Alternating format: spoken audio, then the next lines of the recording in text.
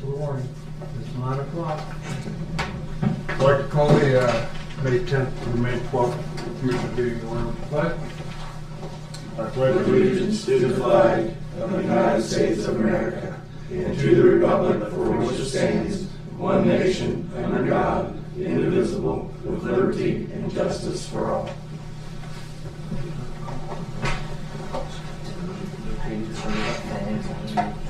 We got a scratch on the first thing of this. Get right to our business. Bills for the week. $1,512,179. $98,000 in grant funding. We had $801,000 in township payments for road maintenance. And we had $300,000 for the buckskin loan. So that was the majority of it. So second. Second. All in favor, say aye. Now, men analysis, $1,328.30. Second. All in favor, say aye. Okay. There's no invite. You didn't send the invite to me. I didn't get it. You didn't get it? I got an email from him, there's no invite. You got attachments on there? He was scared.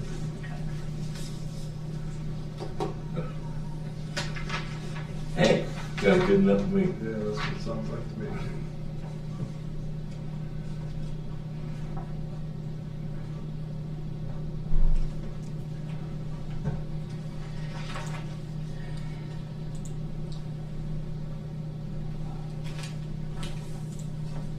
Okay, we have a transfer of funds from the auditor's office from group insurance to real estate assessment. There's no appropriation or increase for general fund impact, transfer funds to pay contracted flight photography installment, $30,000, just moving money. So moved. Second. All in favor, say aye. Aye. Make a motion to approve the minutes of the last meeting.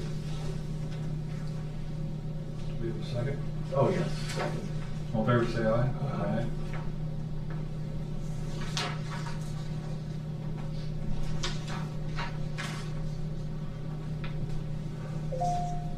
The request for transfer of funds from TRC to salaries in the sheriff's department to match or correct TCRC grant totals. Do you know what that's about, Kathy?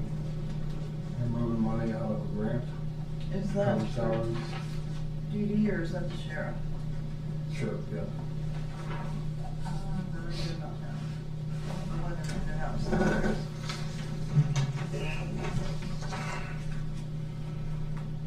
Sure.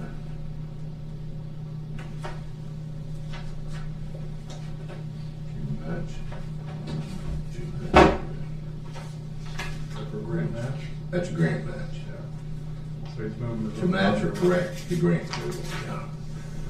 So moved. Second. All in favor, say aye. Aye.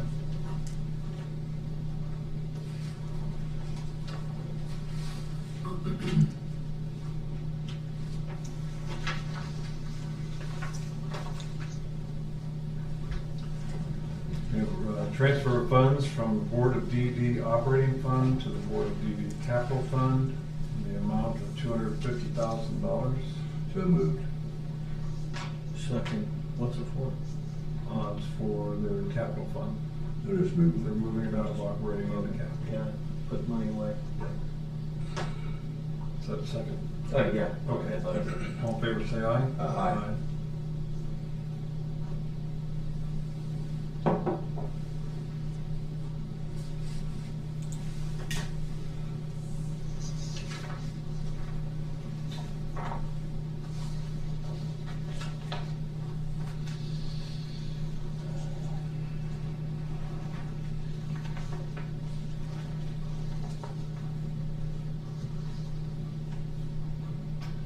letter from the Court of Common Pleas for the TCAP grant for fiscal 26-27. They want to apply for this.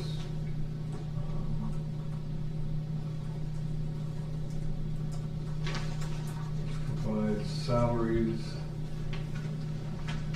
in the, just for adult court probation department.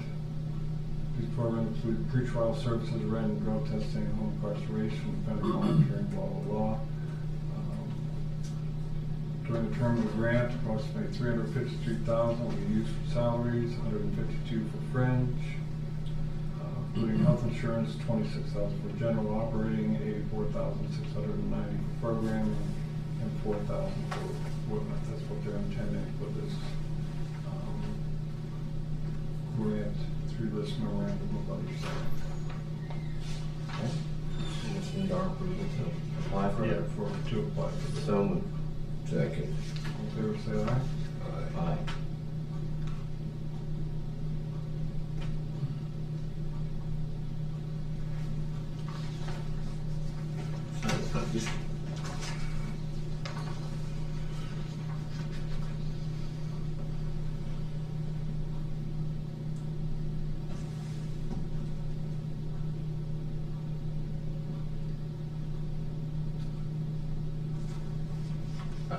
You're good,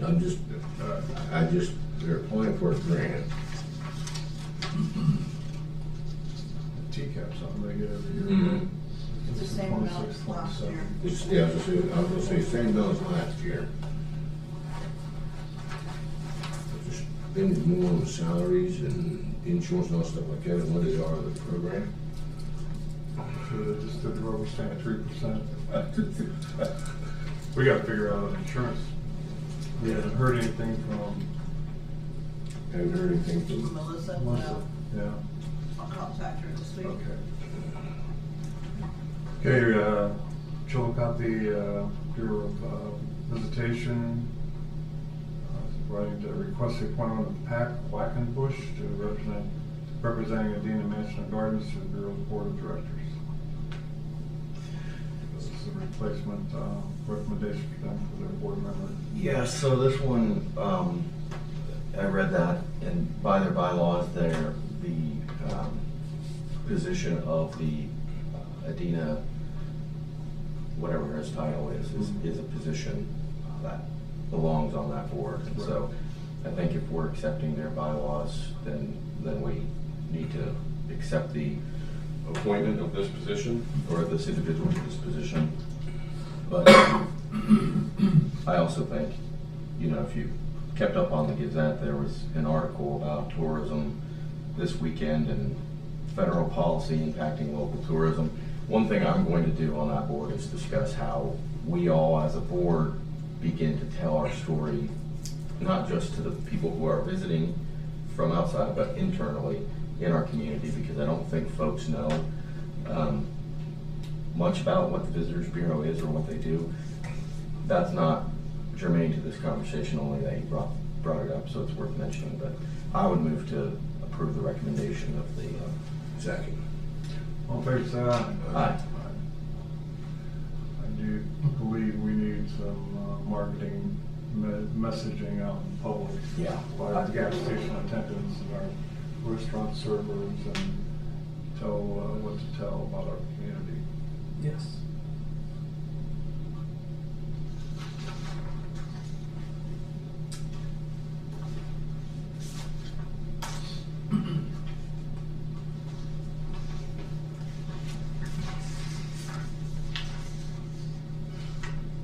Alright, this is the lease situation for Bureau of Motor Vehicles over at the service center. And we would extend that lease to the new provider of those services in BMV, which is, I guess, the county, or the recorder of Highland County. No, I think she just runs the BRB in Highland. It's a private Yes, that's my understanding. LLC. So this has the arrangements for the lease payments, Yeah. $16 per square foot, Total annual rent's $32,048. The monthly bill is $2,670. I don't think that's gone up, has it? One of them went up by like $200. Deputy registrar, and Maybe that's then the title department that went up by $200, not the B&B. For the title department. It is still run by us, going for the course, am I right?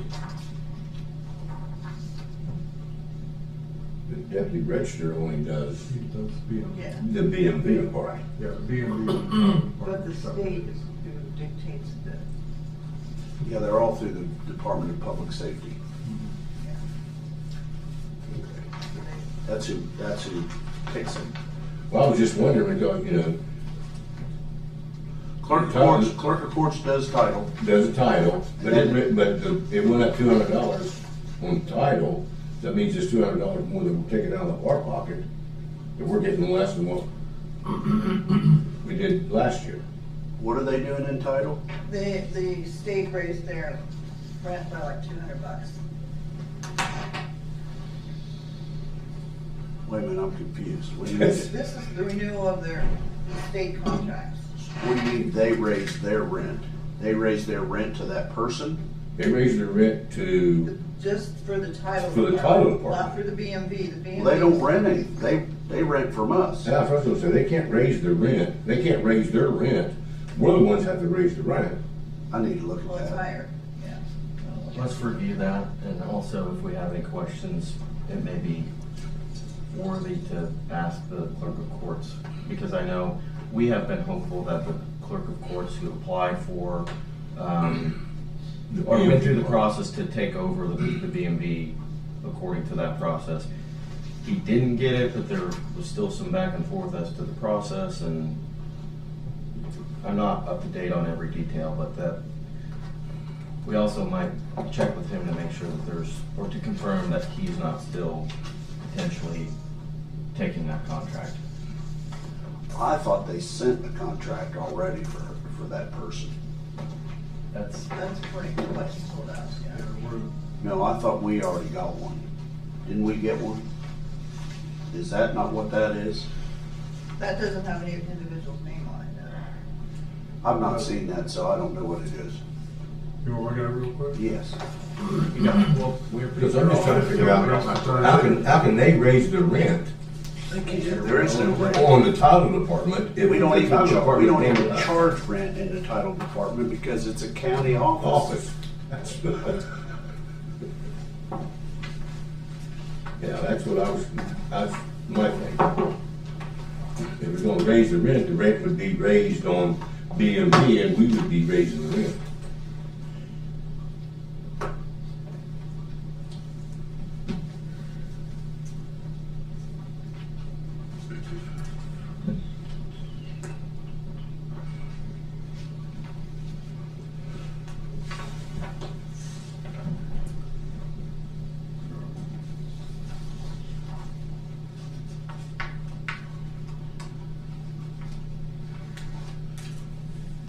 So these two leases are for what's called the BMV, or for the deputy register, Mm-hmm. and the driver's exam site, which are State. both operated by the Department of Public Safety. Yeah.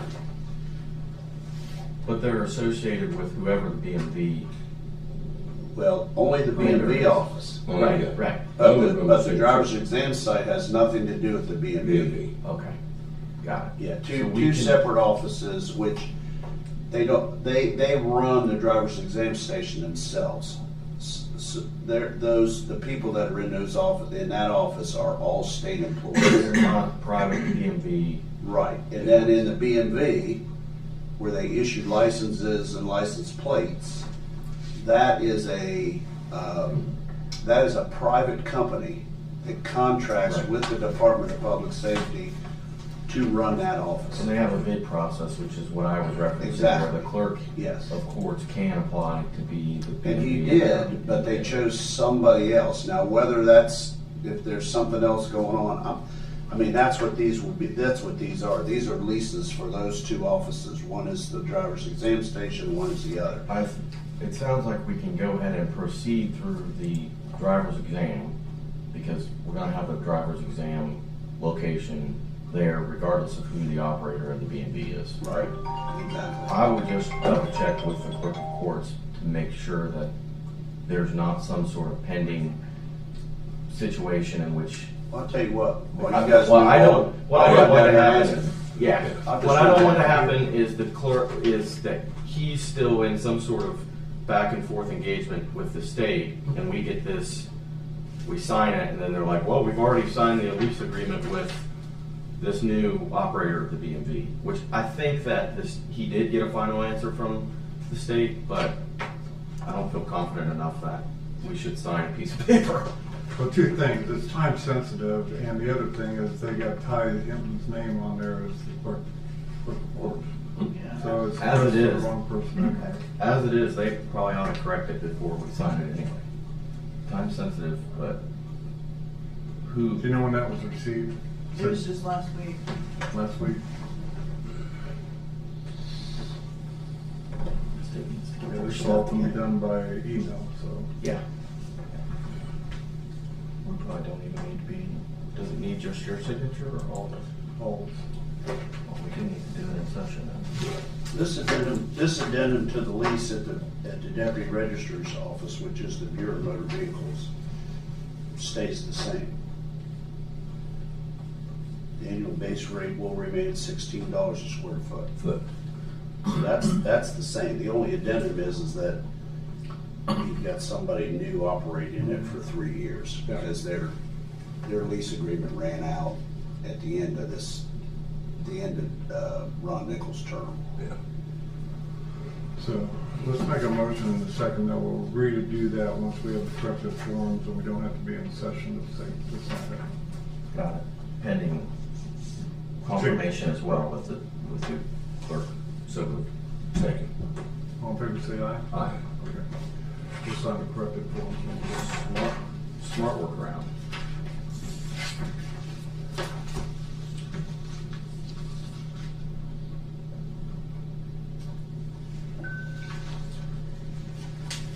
So you're gonna sign the driver's exam station, right? Did it go up, the break go up $200? No. Excuse me.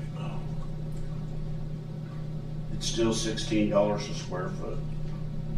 That's what they pay us. So quarterly rental amount is $5,988 for that space. The same thing as last, same. Same. Yeah. And these are two of the same lease agreements. They're just one for us, one for them. Okay. Just kind of threw me off on things. Thank you very Why would much. you have to have a lease agreement with the title? Once you do department? this one, and then I'll go down and talk to Jordan, and then we'll talk about it. Because I was just trying to figure out why we have to pay for the title department. If we own the What title. they're saying in this lease agreement basically is the same thing as that one. They're Yeah. saying everything remains the same, it's just time for a new lease agreement. So they're saying you gotta sign this one for whoever's gonna be down there. It's just another 3-year agreement. Agreement with the- For them whoever's running the deal. for the state to be using our facility.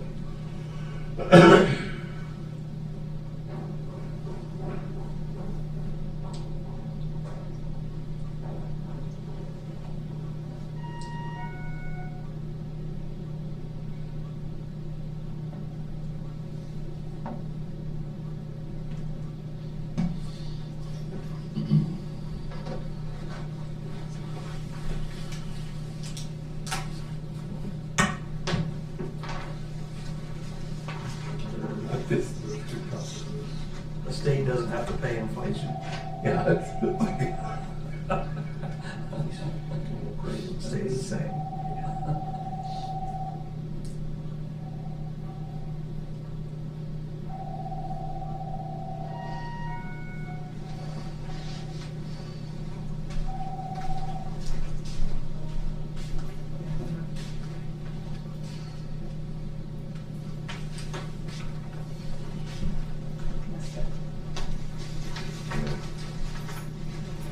Oh, my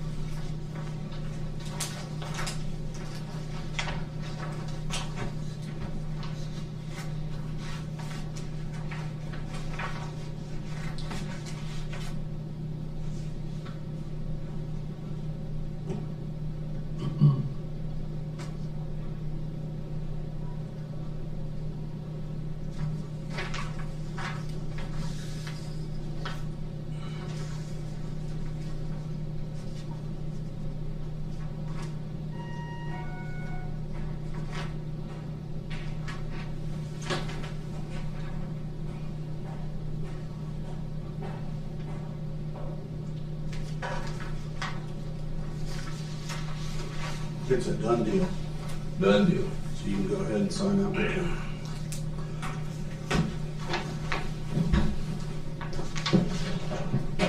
Unless you want to raise the rate. That's a thought after all this trouble. That's what I was thinking of.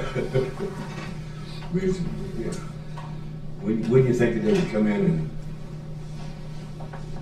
negotiate? Through the state, Yeah. I don't think, as long as I've been here, they've never done that. Now, Come in and negotiate how they much? showed up a lot when we were remodeling the space, you know. They want to have certain things in certain places. It's still a pretty good rate if you ask me. Be better if it was 18 instead of 16.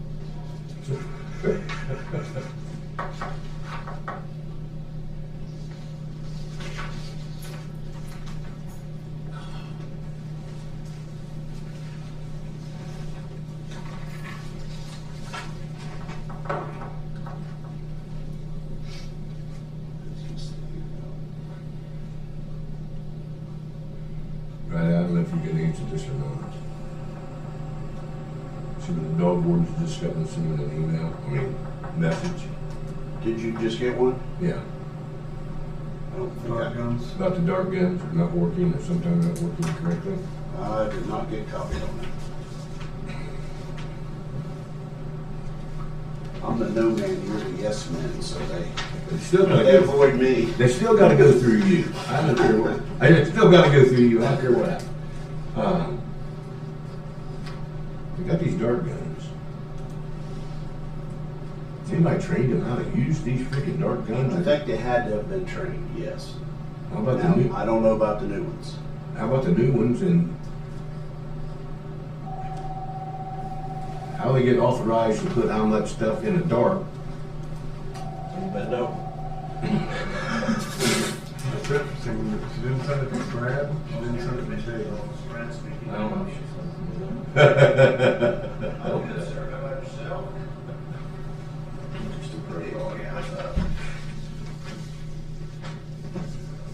Well, That one goes to that one. Brad stole my pen. I got one in there, but the-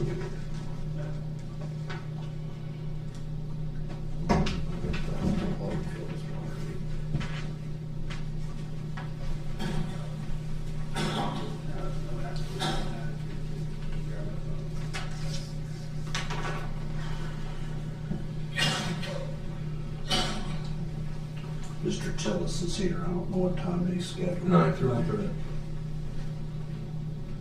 I think they do have to go through training to learn these shoes. You did send it to training They did send the two new ones? Okay. when they first started.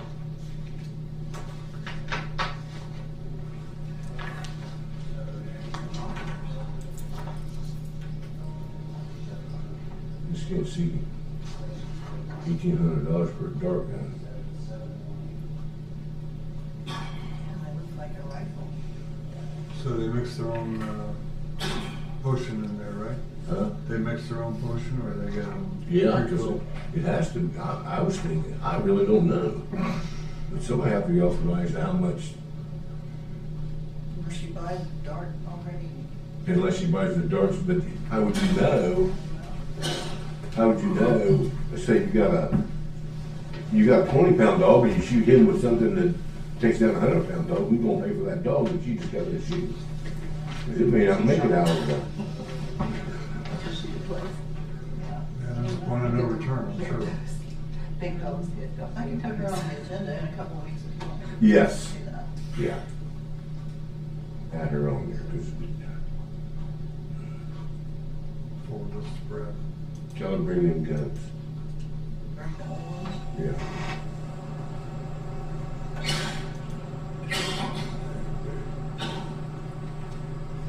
You put her on the agenda where you can just. Come right. Let her figure it out. We're gonna do somewhere and she can bring the old guns and, do we have a copy here Of their training? of their training certificate and stuff? It's probably in their file. Right, I have a resolution from OVRDC about our annual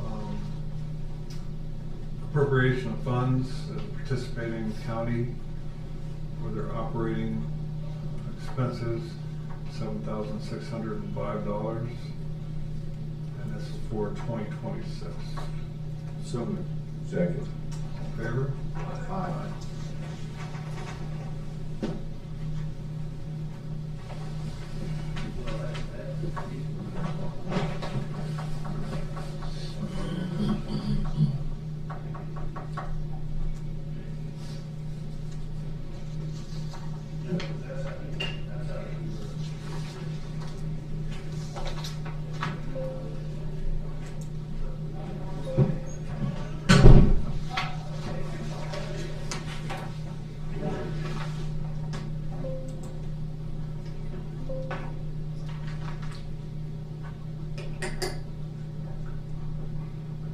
And I have a resolution from the Ross County Committee for the Elderly.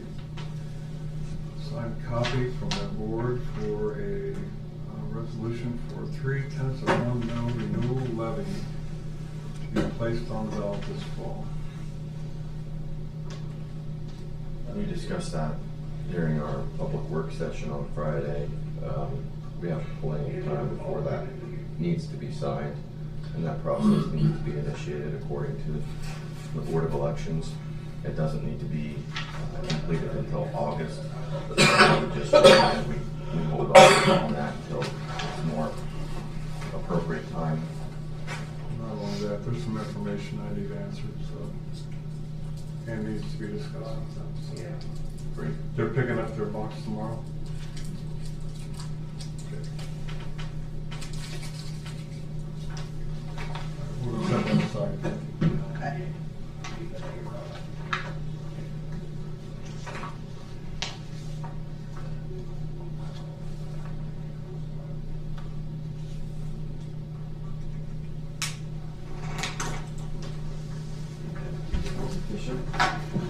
We should hold the first half hour for that. I think so.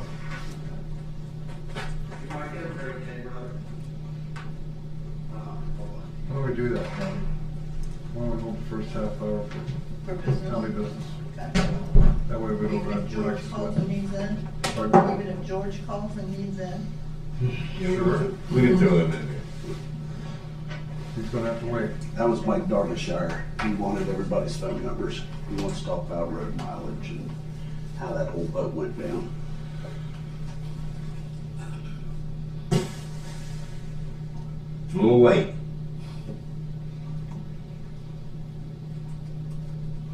I mean, yeah, I'd like to talk to him about it. We've discussed it, you know. Yep. If we go back and watch the video. I don't think he's angry. I mean, he just wants If he to, wants to talk, I'd be happy to talk. yeah. Yeah, I'd be glad to. I'm glad it's done. Move forward on All right, Mr. Tillis out there and ready? He is. All right, come on in. You ready, sir? Come right on in.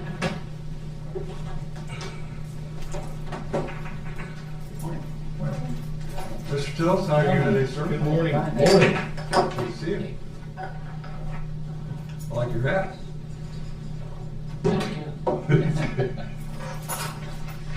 I won't take that much of your time. I'm here to represent the Friends of Lucy Webb Hayes Heritage Center, which is of course the property owned by the county commissioners. And over the years, the commissioners have been very kind and generous, gracious to us in supporting our endeavors. The Lucy House, as we call it, is the birthplace of Lucy Ware Webb. August 28, 1831. She grew up to marry a young Cincinnati lawyer named Rutherford B. Hayes, who became the 19th president. So we have a First Lady of the White House born in Chillicothe, Ohio. And not too many people are aware of that, and we're trying to remedy that situation. We operate the house on a volunteer basis, and according to our contract, we are required to submit to the county commissioners an annual report, usually in January. I have the report written out, so You can read it yourselves. I'll pass those out. If you have any questions, I'm here to answer those or to address those issues. And I do apologize for the lateness. I should have had this done back in January, but there were extenuating circumstances. We appreciate the report. Yeah, I'm ready to do We have a copy of it. Already? Is it 2024? 2024, yeah. Oh, Well, give me one, Jim. sure. All right. I have plenty of extras. I didn't make a copy. Somebody will leave them down there for you. Anyone else need I'll copies? take one. I reviewed it, but I didn't print it. Thank you. Well, I printed mine. And Red? Oh, please. Good enough, none of those else out. Okay. Thank you. Get a busy 2024 though. Seems that way. Is there any new things you're looking to add on the calendar of events for 2025 for this year? Well, starting this spring, 2025, we have revived our roundtable discussions. And those are scheduled as far as we are able to accommodate the schedule for the third Saturday of each month at 2 o'clock in the afternoon. And those are presentations by local folks about some aspect of history of Chillicothe, Ross County. I have one presentation back in March on Harriet Lane, White House First Lady, and she was the niece of our only bachelor president, James Buchanan. Very popular hostess, and coming up second to Tom Madison. This coming Saturday, we're having a presentation, again by me, on Colonel Webb Cook Hayes, second son of Rutherford and Lucy, who received the Medal of Honor for gallantry during the Spanish-American War. We're talking about that. And we have other ideas, one of which is Bigfoot. We have a Bigfoot expert in the area who's going to be trying to come to talk to us at some point. Somebody been following me around? No names mentioned. And a few other programs, but essentially it's about the same as what the outline is here. We're keeping track of our attendees, of our guests, our donations. As the notes suggest, last year we had a total visitors attendance of about 62 guests. But then we count in the anniversary dinner and the other events we have, it comes up to a really more impressive total of what it was there, 400 and some, I think. 485. Yeah, we'll go with that. According to the 4 years. Yeah. Yeah, there it is, first page.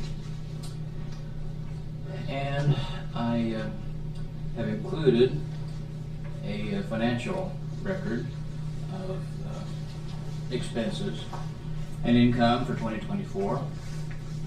Our treasurer resigned about a year and a half ago, and I was the only person in the cabinet that was authorized to sign checks. So I inherited her position, and I much prefer someone else would do it. But as best I could, I calculated the expenses and the income for 2024 for the Lucy House, and you have the record there. Is the Lucy Webb Hayes house on one of the wayfinding markers? No. I didn't see it. We do have an Ohio historical marker in the front yard, Right. but around Chillicothe, I haven't seen any pointers to our location. That property to your south, is that still open? Is have been resolved at all? I had met with the commissioners last spring and presented to them a proposal acquiring a second lot behind the Lucy House. The commissioners, of course, purchased the actual lot in which Lucy House sits from the Chillicothe Restoration Foundation in 1987.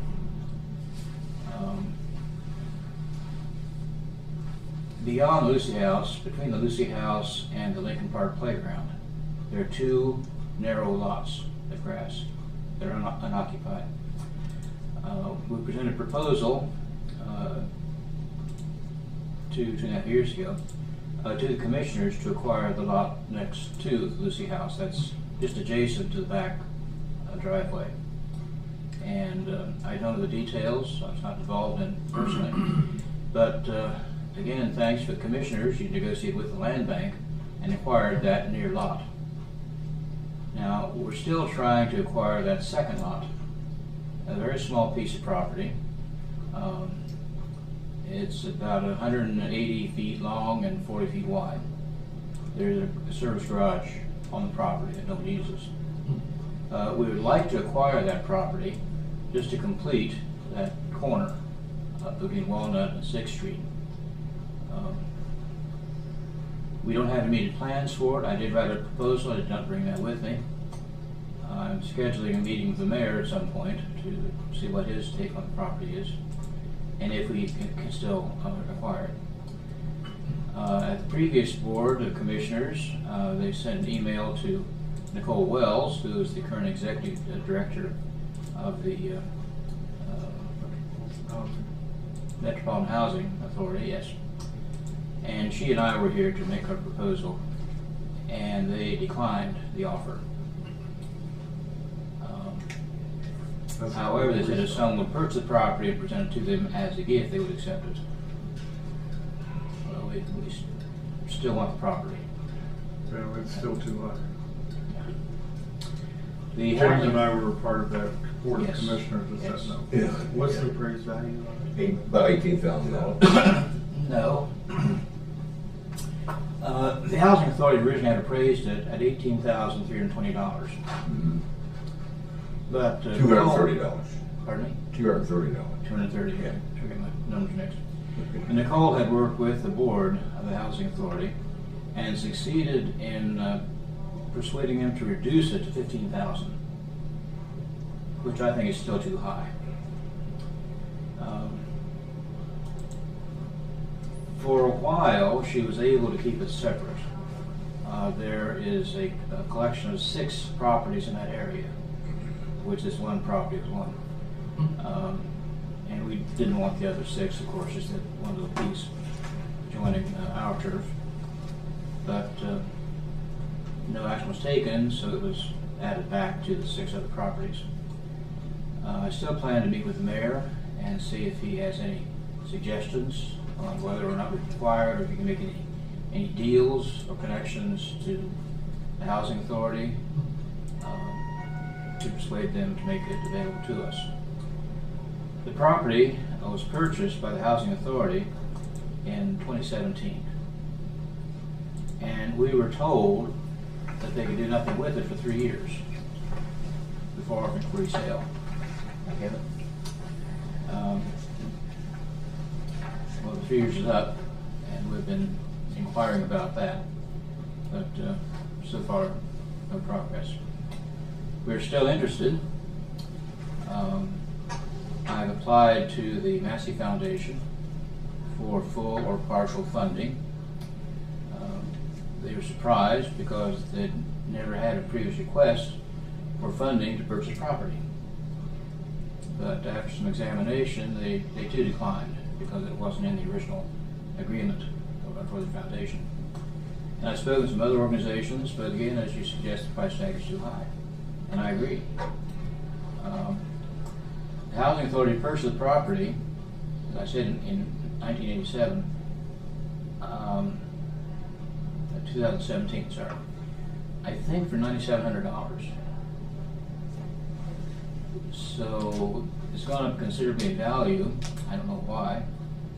I would consider it too small to build anything on there. There's a garage on the property, which we could use for storage, since our collection is getting pretty full. So if there's any progress, I will certainly notify the commissioners of that, and we would still appreciate your consideration at some point. I do agree that the price tag is too high. I don't know why they set it at that level. I would consider, I'm not a real estate agent, I don't know these things, but I would consider something like $5,000 much more reasonable. I would agree. The thing is, I'm looking at the auditor's website Me too. for that property. It's appraised at $18,230. Still? Still $18,230. Huh. And Metropolitan Housing, it has Metropolitan Housing buying that property 10/29 of '02 02. for the amount of $0. We could afford that. We could afford that too. Yeah. It's not that we don't want you to have the property. Right. Because it's I'm not gonna pay that. Mardale Enterprises, Inc. owned the property. It looked like they gave it to Metropolitan Housing for $0. Remember who Mardell was? I can't remember. He owned a bunch of property. It was Della Rouleau. Yeah. Joe and Della Yeah, Rouleau yeah. is Mardell. That's who owned the property. They owned a lot of properties in the south end, Yeah. and I think they just gave it to them. Okay. Well, the thing about that property is it doesn't have much usable, it's not usable really for anything without the adjacent parcels. I mean, you're talking about something that has a very limited width, so they're not gonna build anything there. There's no curb cut to it. There's no curb cut, there's no access. Why they would charge $18,000 to, I mean, they'd be paying property taxes on it, that, it makes sense for them to let go of it as much as it does for us to. And according to Cole, the board wants us to have it. But for some reason, they won't budge from the appraised price. I would presume they don't pay taxes since they're a nonprofit or a government agency. I had that thought, but there's still some. They're still paying- they're paying the the property tax. And maybe since They it haven't was received that grouped stuff. in with other properties, they just averaged the value and it ended up at that high price tag. Maybe another more valuable properties that raised the average. It was one of 6 properties in the area, and Nicole had gotten separated from the other 5, and that may have been the reason for the reduction of $15,000. But since no action was taken, I guess it's been re-added to the original collection. Have you brought up the possibility of working with the land bank? I talked to Joe Sharp. I don't think the land bank can do anything with it. No, because it's not. the land bank gave the commissioners the first parcel by the back driveway. Yeah, but helping to, well, maybe work with getting this property into the hands of someone who would do something with it. Yeah, I have not considered difficult. that. For $18,000, they'd be happy to. I don't think the land bank can get involved in that because it has nothing to do with the land bank, because they're not taking it from anybody, and it's gonna go from getting paid $132.28 in taxes a year to $0.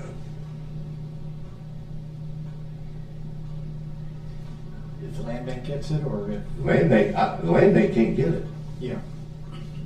unless they wanna pay that $15,000. So it's just sitting there. At least it's being mowed. Who's doing that? Is Metropolitan Housing doing it? Metropolitan Housing, yes, it's owned by them, so I'm gonna figure Metropolitan Housing. Hey, somebody, look, this might be, maybe we can have a conversation with Metropolitan. It's kind of odd when I drive into Deucens there on Saturdays, to see half the lot mowed and half unmowed. And we would, again, our primary reason for acquiring the property primarily would be security.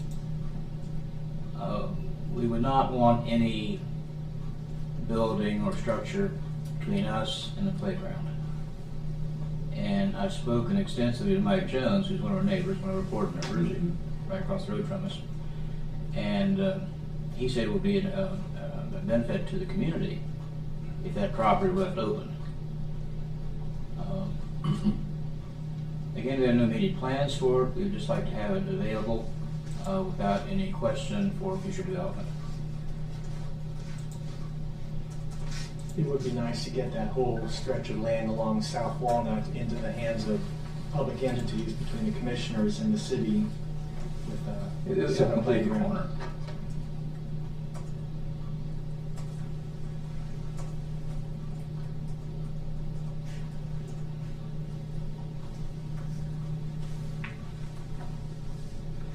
I also have a sketch of just brainstorming how we could reorient the parking lot and plans on having an open area for activities like a Civil War encampment using the entire property there, the 2 lots behind the Lucy House. And that would be in the years in the future. Yeah, that was all included in my proposals that I gave to the previous commissioners.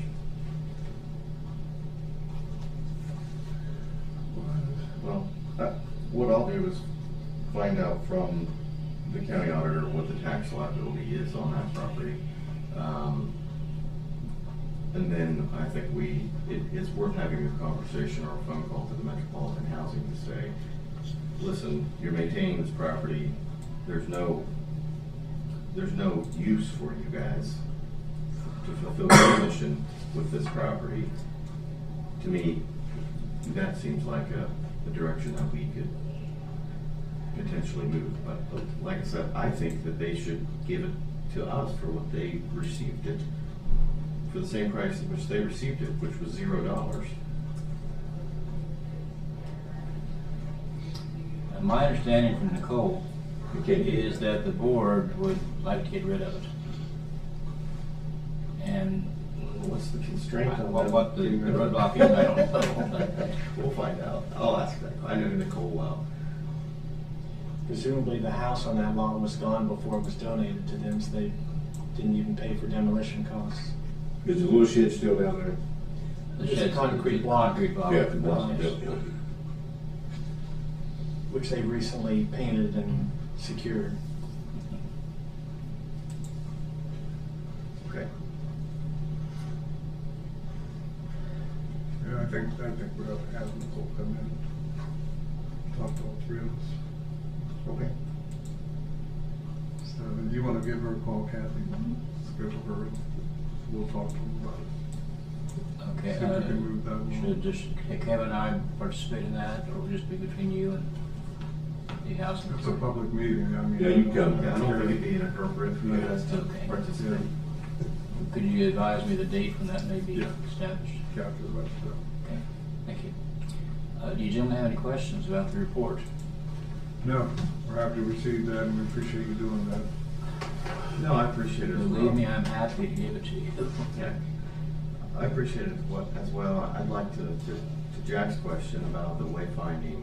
I think it's worth having a conversation with the stakeholders on the tourism side to make sure that this facility is feathered into our promotional efforts across the county for all of these type of things. That's not to say that it's not. It's just, I think I attended in 2024, or I remember. one of those guests. Yes, your son. And my son, yes. And it's very, very cool museum, living history. It's kind of unexpected, so and- copy.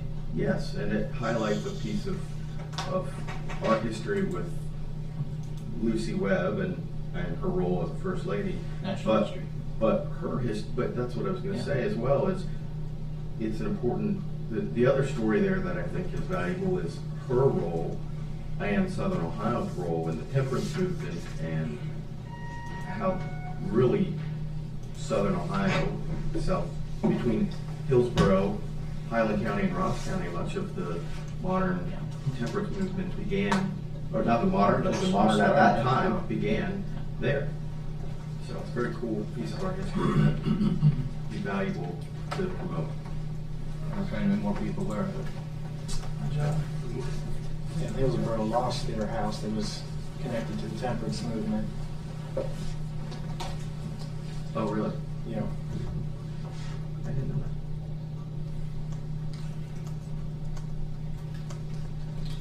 I'm writing a letter to Melanie right now. Wayfinding. The wayfinding signs were established by the County Visitor Bureau. Yes. I know you're stopping by Right. just then later Oh, on yeah. today. And mentioned the fact that something's missing in Chillicothe. I didn't realize we weren't on the signs. They're not on signs. But there's so many sites that are recognized that we could have fallen through the cracks. There are several small museums, and we need to gang together to help each other. I don't think the others have signs either, like the Phoenix Fire Engine and the Perhaps that's Cabooses, David Nickens. No. That's our group. Yeah.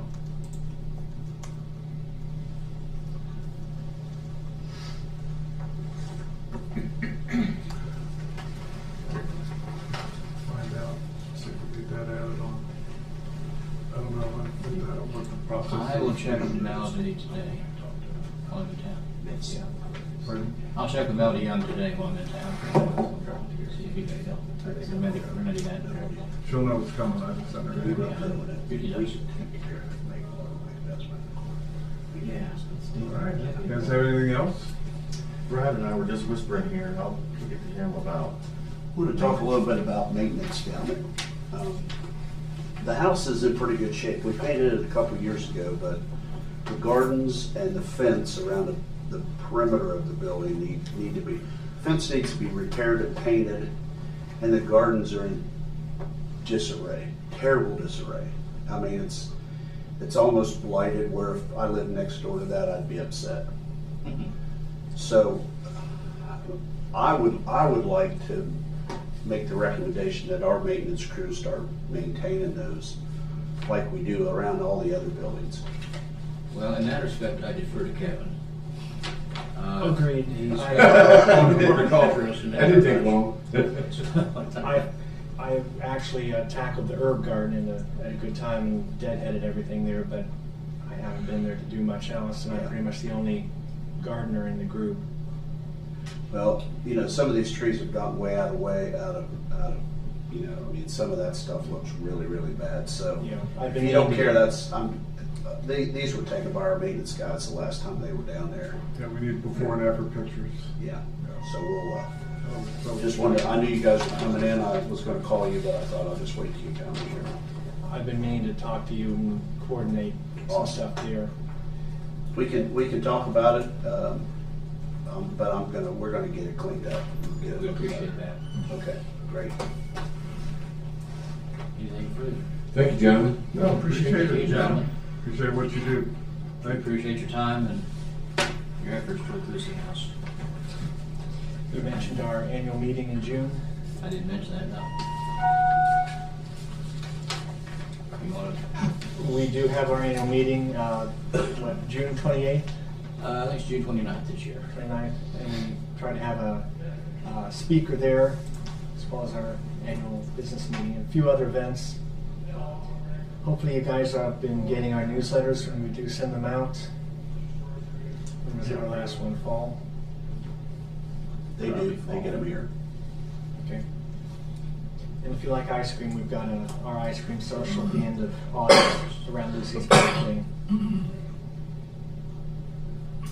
According to the Lucy bylaws, the Friends of Lucy Webb Hayes Heritage Center are required to have an annual meeting sometime in June of each calendar year.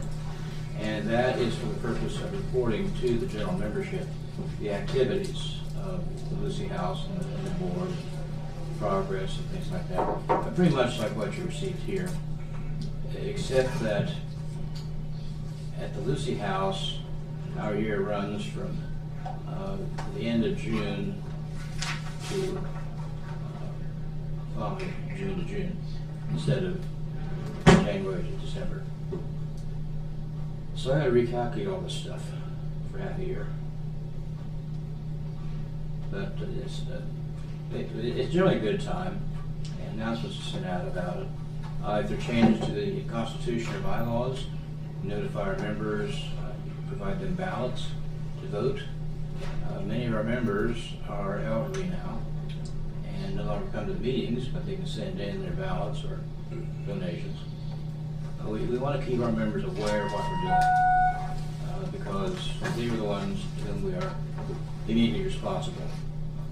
And of course, behind that are you gentlemen. So we don't forget your influence. Happy to do it. Appreciate everything you do. Thank you. Okay. Thanks for coming in, guys. Appreciate it. Rest from the whole. Should drink all that cold. They think I do the rest, you should drink all that cold. I just did.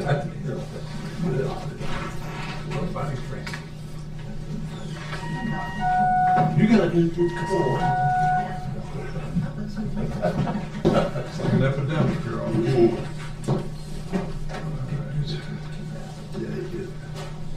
They put the speed bumps on climbing.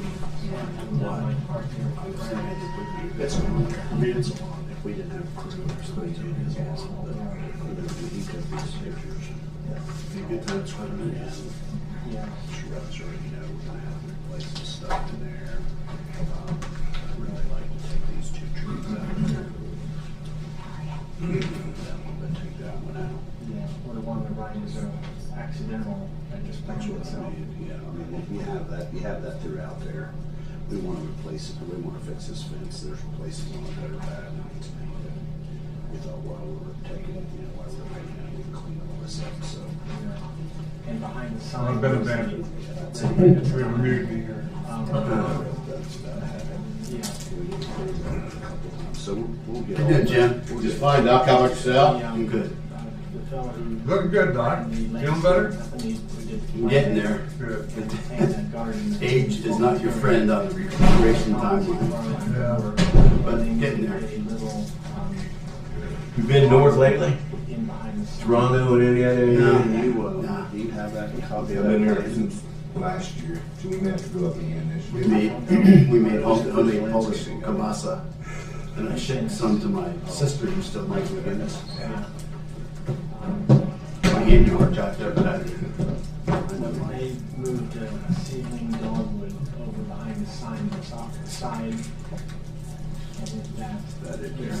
I think so. It got rid, but it's eliminated. You must move that little tree Over there. center behind the sign. Okay.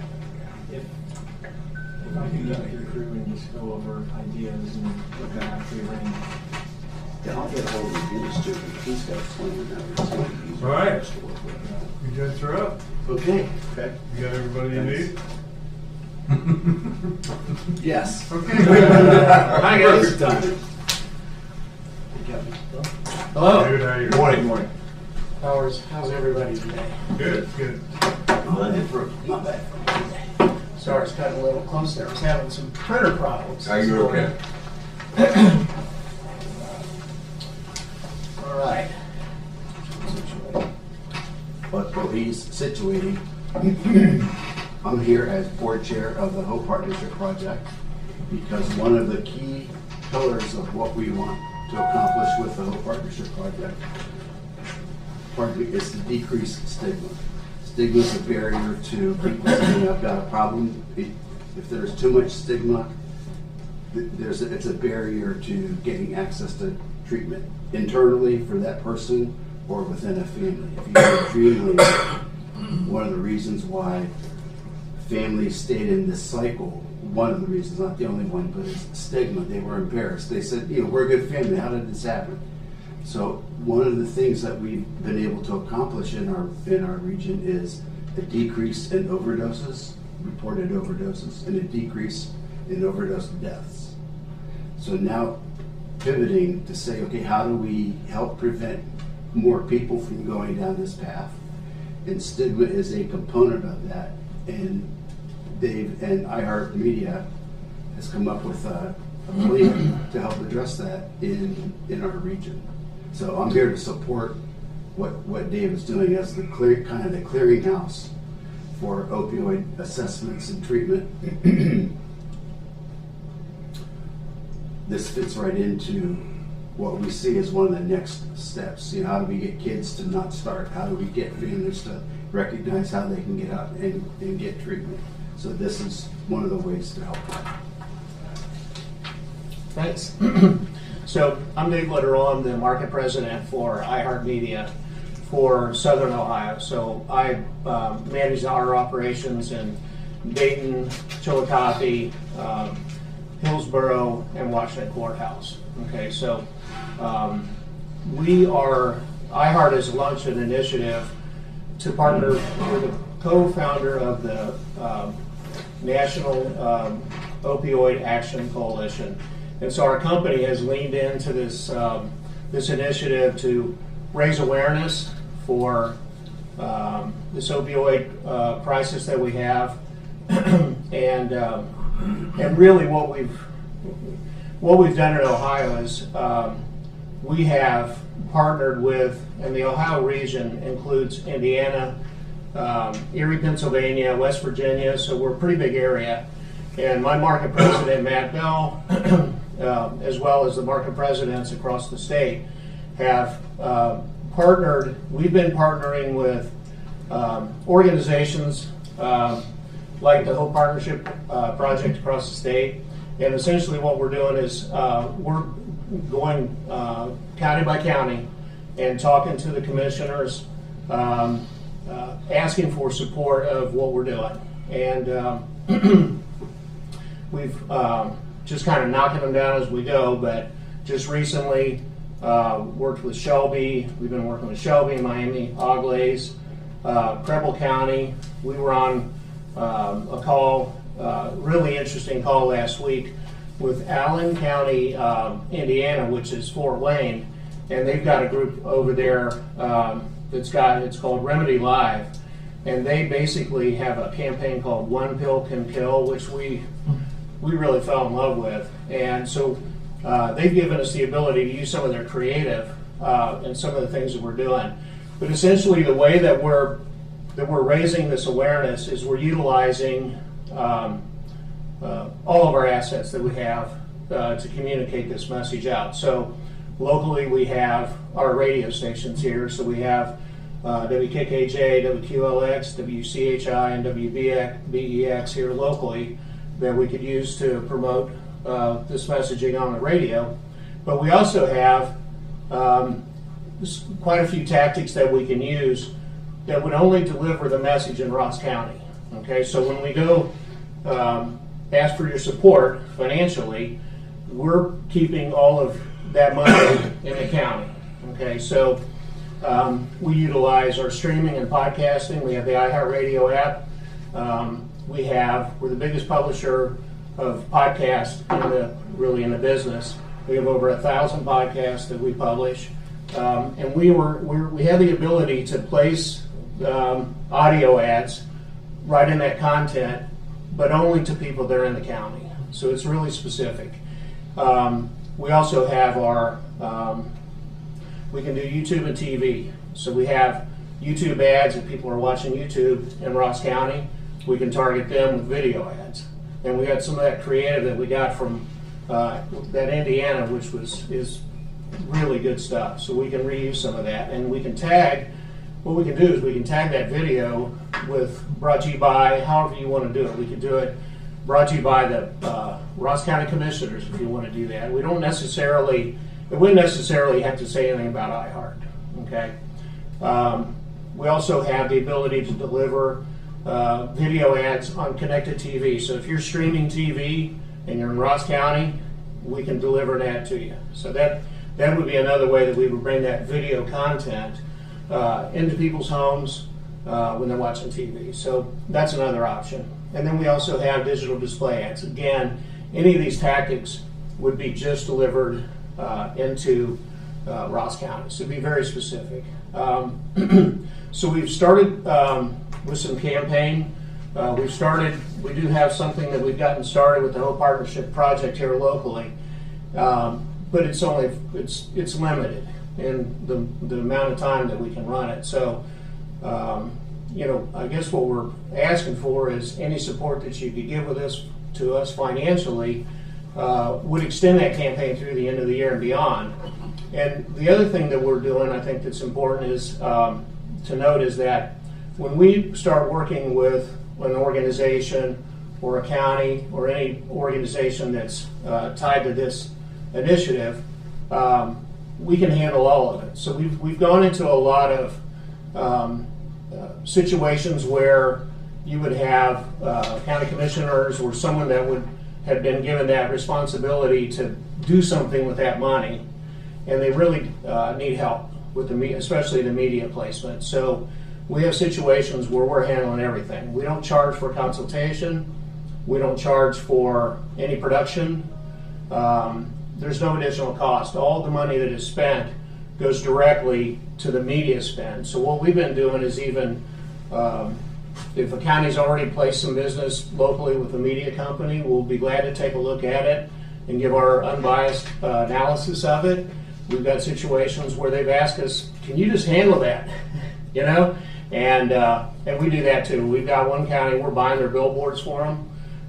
We're buying their local radio station, and we're using all of our digital tactics to get the message out. So we just want to really partner on this and just do what we can to get the word out, awareness for facilities that are available, and also to really address that stigma. And I think you didn't. I'm not sure if I just missed it. The funds that he's talking about are the opioid settlement funds, not additional funding outside of that line item. Right, and that's the one that is actually. Thank you for that. But that is the money that these municipalities have, and they're just struggling with what to do with it. When we even had a situation where we were talking to one where they spent a lot of money on a video, and we were like, don't want to be critical, but we could really helped on that. So, we know the media business. We're a major media company, and we just offering our expertise to make sure that we get you the most bang for the buck and help in any way that we can. So work with a lot of not-for-profits across the country here. And one of the things that we struggle with, and I think just about every nonprofit who's trying to get their message out, is that's not what we do. We're trying to help our community, and partnering with somebody like iHeart. Now we have somebody who can say, do this for this amount of time, do this in this location, this many billboards. That's something that we've been struggling with, and iHeart came to us to say, hey, we want to help you. We realize that in our communities that we serve, just like we realize that that folks need help, and this will help to multiply and magnify the work that's been done before. So we were really excited to think that somebody's coming to us to say we want to help. So and we're willing to work with iHeart to get this message across. That whenever I'm on vacation and I play my Pandora, I'll get ads for Ross County when I'm in South Carolina. And when he was talking about that, I'm thinking that is just so targeted that it's not casting the net broadly, hoping you catch a fish. It's going to where the fish are. Yeah, I think that's an important point too. That one thing that we do with our digital tactics is when we're delivering the message, it's using the location of your device to deliver that message. So other companies use home as where you get your ads. So if you were listening to Pandora and you were in South Carolina or anywhere else, you would probably be hearing ads from home. what I heard does differently is that we only deliver those ads dynamically in content when you're physically here. So it's pretty dialed in. And then the other thing that I think it would be important to tell you is that we have a dynamic dashboard that updates every day that has, especially when we're doing digital marketing, that we can deliver. We'll give you that link to that dashboard, but we'll come back and from time to time and do a review with you and show you what's working. We can show you how we're delivering those impressions. And then a lot of times what we'll do is we might get into a campaign and we'll decide to change it up. And we can do that really quickly because we have visibility on what's working. And so we can look at the dashboard and we can say, man, that's not doing much, but that's doing a lot. Let's move the money over there. So we do that quite often with clients too. So that's kind of the nature of our business. So, You know, I think that just for full disclosure, I got to tap the brakes with how I participate in this conversation because I'm the vice president of the Hope Partnership. Okay. So, All right. Even though Dr. gave us tripled my pay this year, 0 times 0 is still 0. So, I'm on the keyboards too. we work best when we deal with specific asks, a specific financial ask, and then a written document that says what that's going to buy. Sure. A plan. Absolutely. So that's, I guess, would be what I ask of you, is to let us know exactly what you will do with what you're asking us to provide. 100%. We can do it a couple ways. I could lay out recommendations based on each tactic, what we would recommend. We could give you a spreadsheet showing that. Do you have a budget you would want us to work in? I guess would be the next question. I think that's your ask. Sure. So, Absolutely. we don't want to undersell, we don't want to put a cap on it, but we want to be responsible with taxpayer funds. That, Absolutely. For the message this provides and the end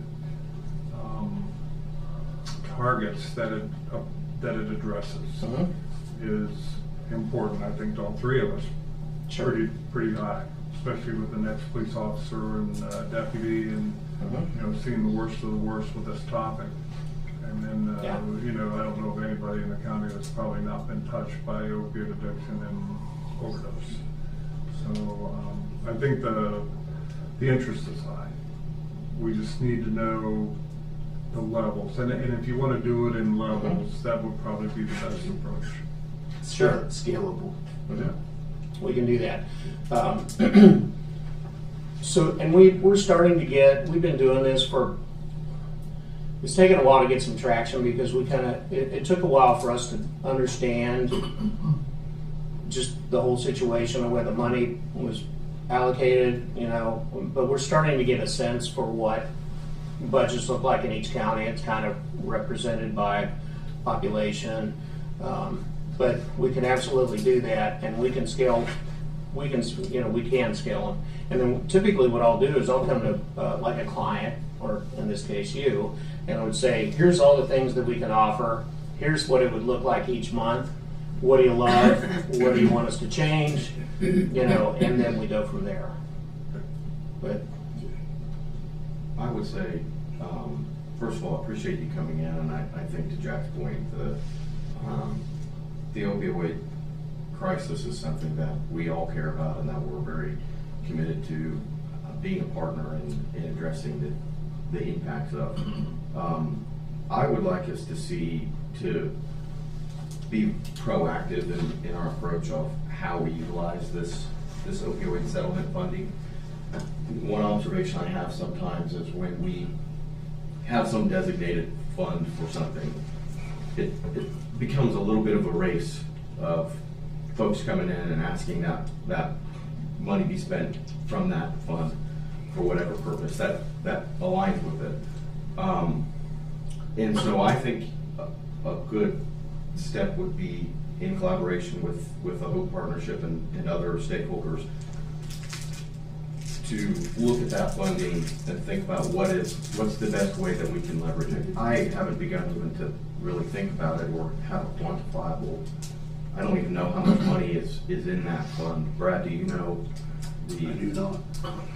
So I think understanding what we have to play with here to drive resources toward that problem and see where an ad public campaign, messaging campaign fits within that overall strategy.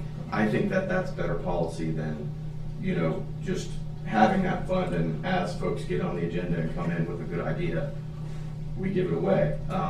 That's not to say that this isn't a good idea. I just think we should be a little bit more proactive in making sure that our decisions align with some greater strategy. Yeah, that's very fair, because you want to be sure that what's being expended is actually accomplishing something. Right. Versus just first person in the door gets it. Kind of thing. Yeah, and one of the beauties of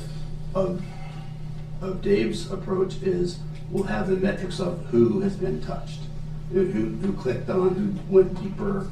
So those social media everybody goes to social media first as a way to do this because it's cheap. Well, is it effective? And if it's not effective, then how do we pivot with their expertise to say this is most effective and make sure that it's part of a comprehensive approach? Mm-hmm. That's Yeah. And there's a couple strategies too that we've seen, and I have seen. We've seen some things where municipalities really didn't know what to do with the money, and they're buying new office furniture and all kinds of things. So far we're just getting into this, but we've seen across the board. But I've seen like this Remedy Live. This organization is hyper focused on youth. We can do strategies. We can use social media. We have 9 different platforms that we use to target different demographics.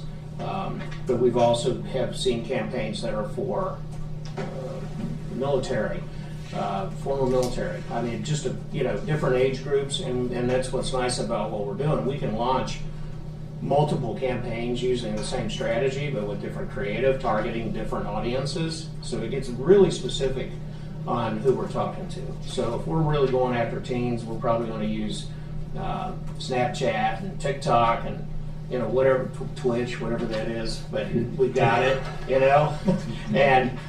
But if we're wanting to go after older folks that have had, my boss had rotator cuff surgery on his shoulder, and he got 80 Oxycontins. He said he took 2 of them, but he couldn't believe how freely that he got them. So there's that group. So we can really get specific with what we do. So even when we come to you with a proposal, that's the beginning, and where we can really dig in and say, okay, now what's that messaging look like, and we'll share that creative with you. But if you, I would like to come back and make that presentation to you, and we can play some of that creative so you can see it, and then give you a little more detailed information on what we're going to do. So you're tackling a tough topic for metrics. How do you measure stigma? How do you measure the reduction of stigma towards an attitude in people's minds out in the general population? That's going to be tough to measure, but it needs to be done because it is a barrier to treatment. So, and in the example that you just used, that is one where if you were trying to fight that battle with a preventative ad buy, that's an issue of whoever was the prescriber to prescribe a reasonable supply of a highly addictive substance. It's a big problem. So we're all in, and I'll finish by just commenting that I took over these markets about 2.5 years ago, and I really did just spend basically the first 2 years just fixing the buildings, honestly, and we're right over here. We just Friday just got a dumpster that's sitting over there, but we're really in it. We really want to lean into the community and every one of these communities, and I've learned a lot about. Really, my regional program director was down here from Cleveland, and we were just talking. We were like, "This is a cool town, man. There's so much going on, and so we're really leaning into being local, and the whole business has changed, and I've been a part of it. I've been with iHeart, was Clear Channel before that for almost 25 years now, and been in the business for about 35. And but we're finding ways that we can really integrate in the community. We did a nurses event at Postmark last week. We did a St. Patrick's Day party. We're going to start doing a lot of cool events. I got a van getting wrapped for down. You know, we want to be part of this, and this is a big piece of that wherever we go. I mean, what's nice about Matt, my boss, he's in Lima.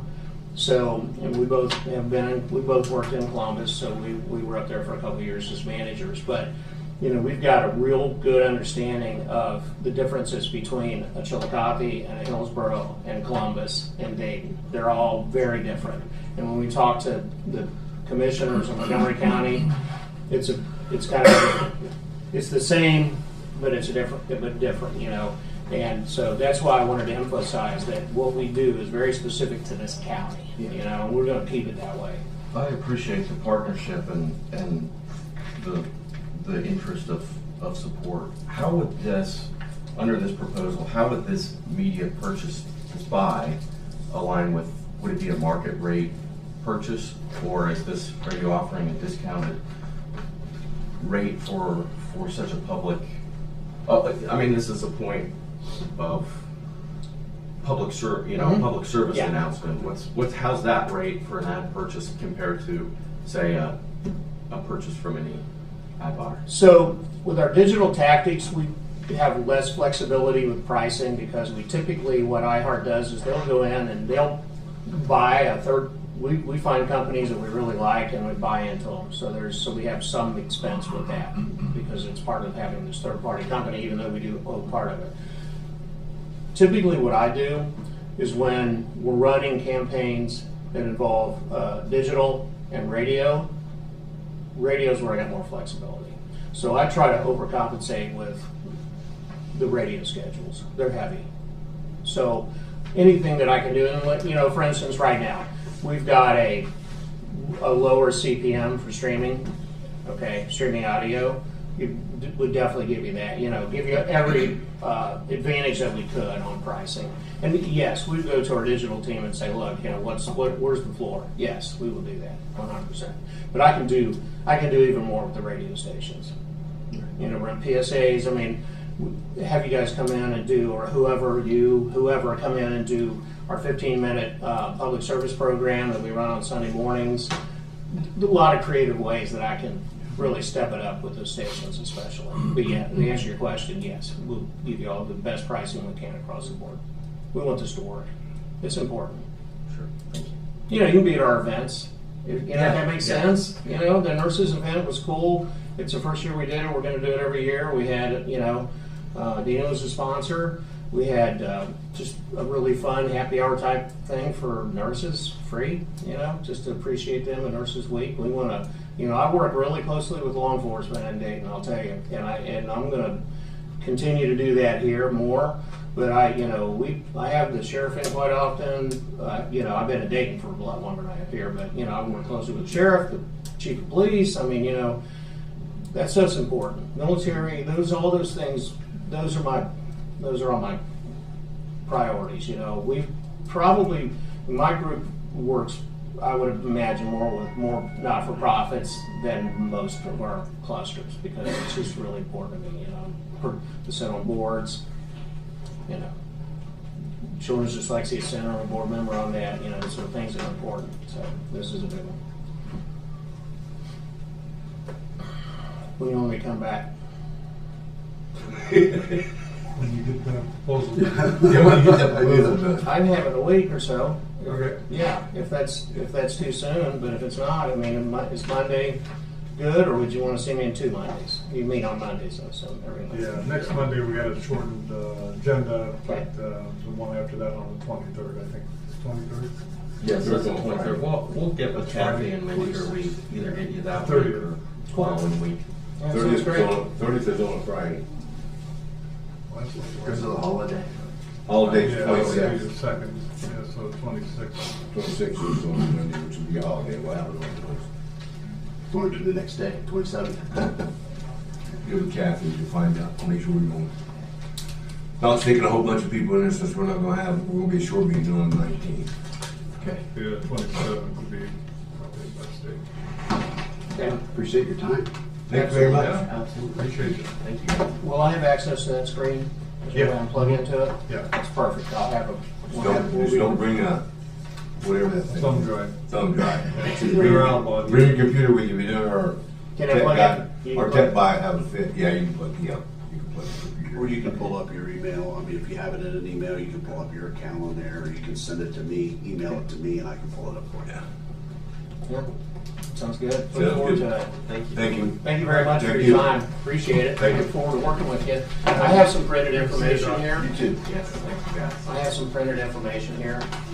Hey, how you doing? I can put you in at 11:30 on the website. Perfect. I'll be here. Couple of weeks. Thank you. Yeah, me too.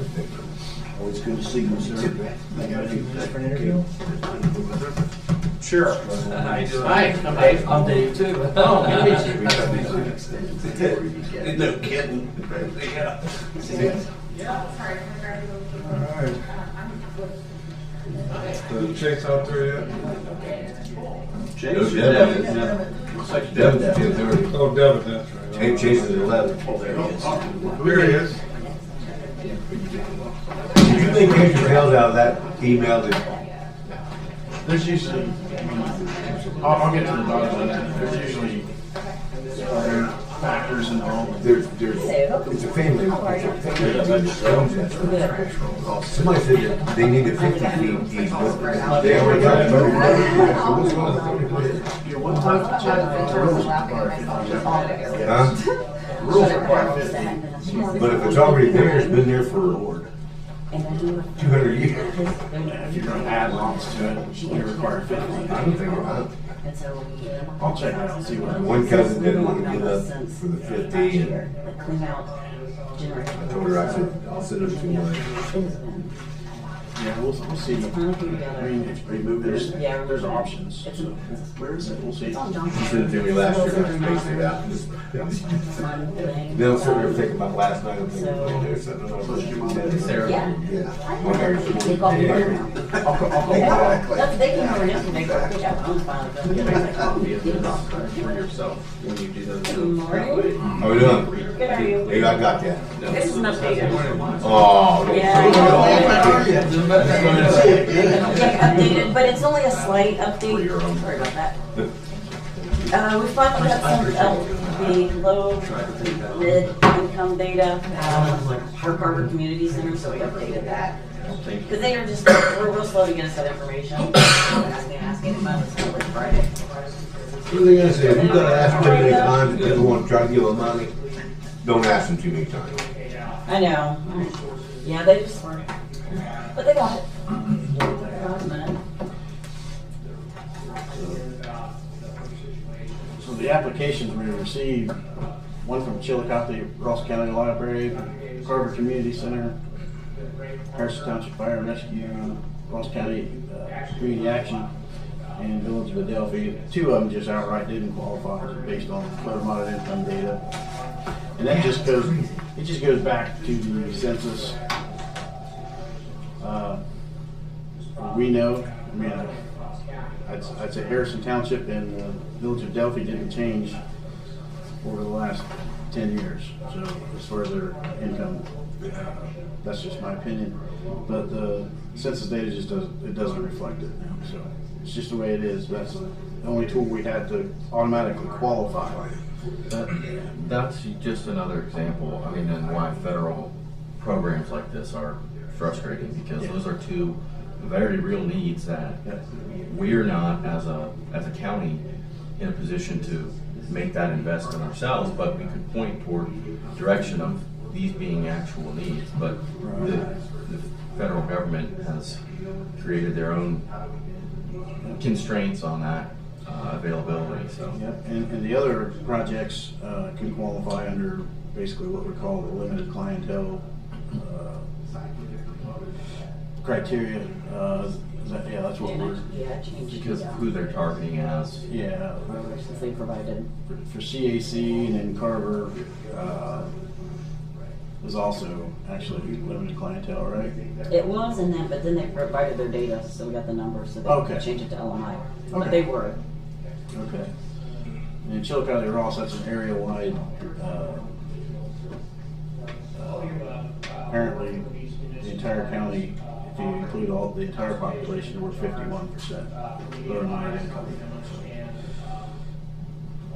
That's where we're at. There's 4 options for funding that we've come up with. The first would be fund the library generator at $150,400 and the Carver Community Center for the ADA restrooms at $40,000. Or option 2, fund the library generator at $122,625 or the Carver Center ADA restroom roof and other items at $67,775. Option 3, fund the homeless shelter roof at $150,400 and the Carver Center ADA restroom. Or 4, you can fund one project and you can leave money on the table. Do we have a sense of, okay, they do have match funds, okay, I understand now, I missed that. I have my thoughts. Let you guys go first or jump on, whatever you want to. We have a total of 190,400,000, I think is the total that we can utilize for projects. And we can only do 2 projects max. Say that again. We have total cost, total funds that we have that we could put towards projects is 190,400. Okay, that's what threw me off, but I thought you said million. No. You did. You said million. You said 100-something million. That would be You another said $190 million. I'm thinking, Can we have so some more more? than that, you do projects, I like that courthouse and everything. So we got $197,000. Yeah. You said 197 million. I'm thinking that's a lot of money, but If I said million, I'll hold it. And so the only thing that was updated was, since we have that data that Carver submitted, that we could do additional projects there, which is that option 2. So it looks to me like all your 4 alternatives leaves the Carver or the community action homeless shelter out. Not number 3. Number number 3. 3 then. Oh, okay. But then number 3, if you do number 3, leave the generator out. Well, because you can only do fund You can 2. only do 2 projects. Yeah, that's what I said, you can only do.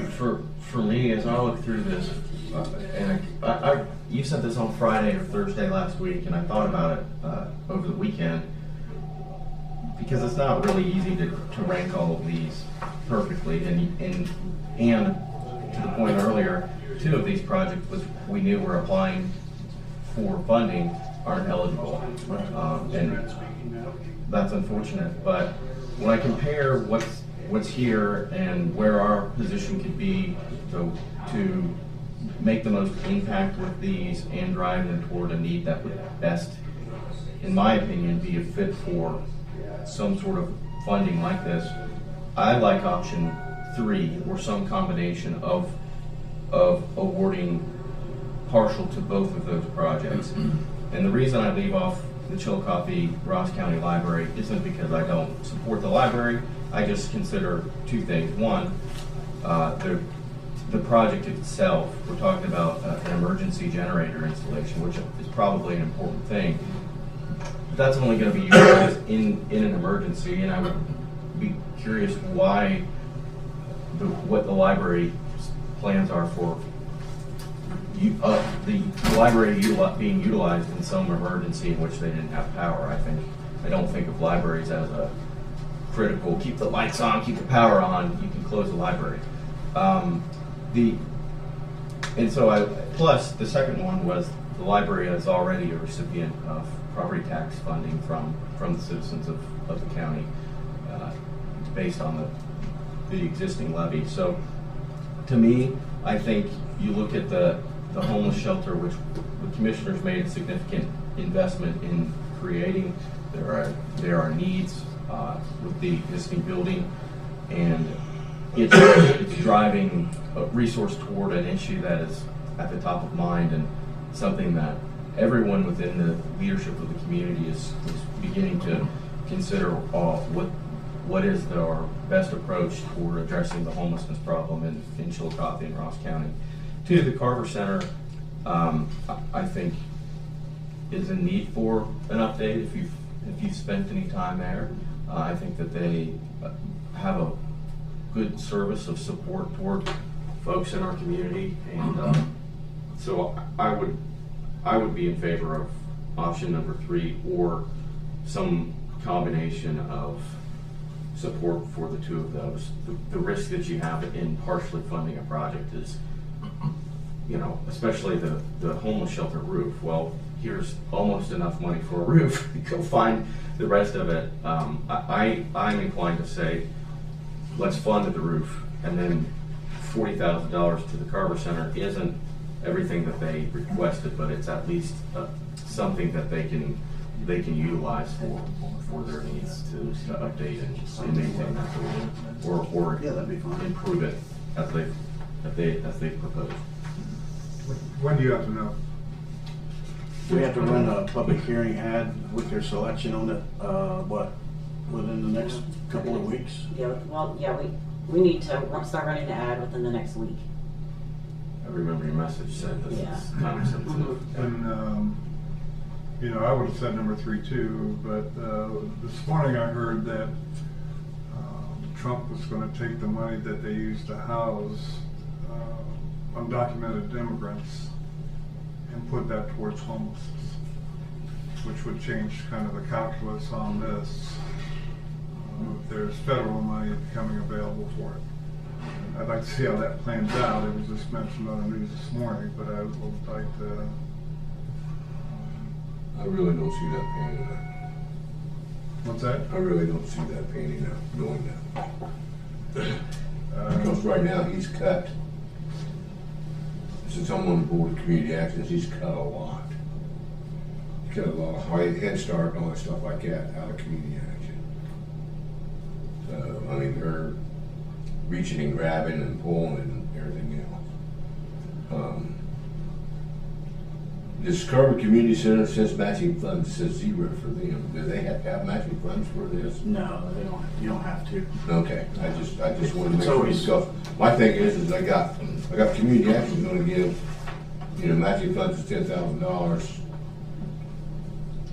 And if they're matching that funds and nobody else is matching the funds, if nobody else has, if you need a matching fund and you don't have it, how can you apply for that grant money if you don't have the matching funds to go along with it? They only, the commissioners would, if they ever wanted to, could set a match requirement.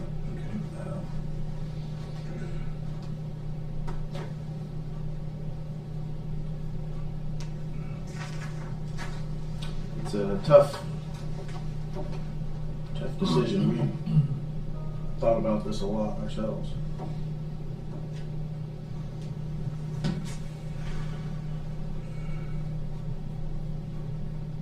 If you want to take some time today, once you're, have additional time to talk about it, I don't know, it's up to you.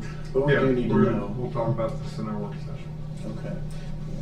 Be nice to know today so we can get that ad out. Is this something we need to do as a decision within session, or is that something as simple as us? Like, what do you need from us, a resolution or Just need a yes or no. a verbal yes?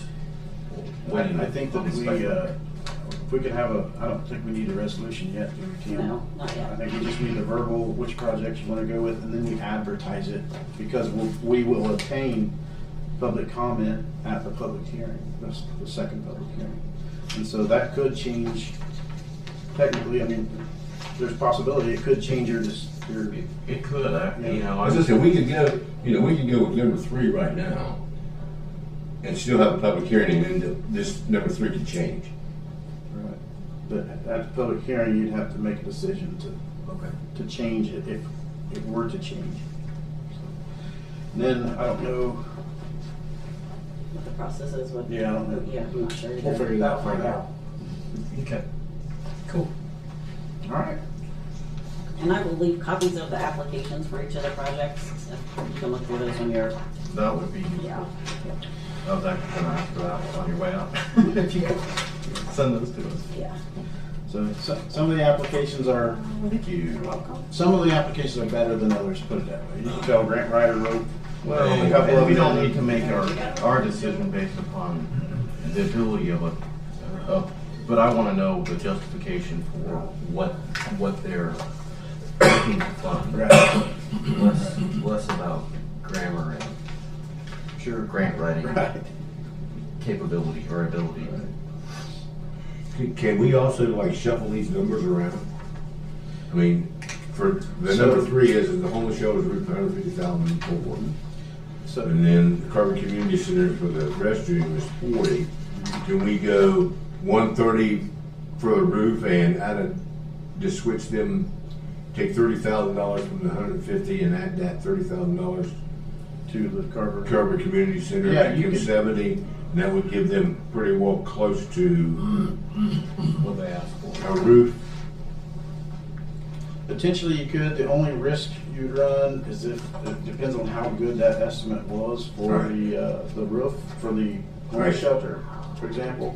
Can they get, if they don't have any additional funds, can they get it down to 130? A good idea would be actually to see as well if there was another partner who were willing to provide cost share toward that end, because that's what I thought, man, maybe we could give them less and go toward partially funding that project.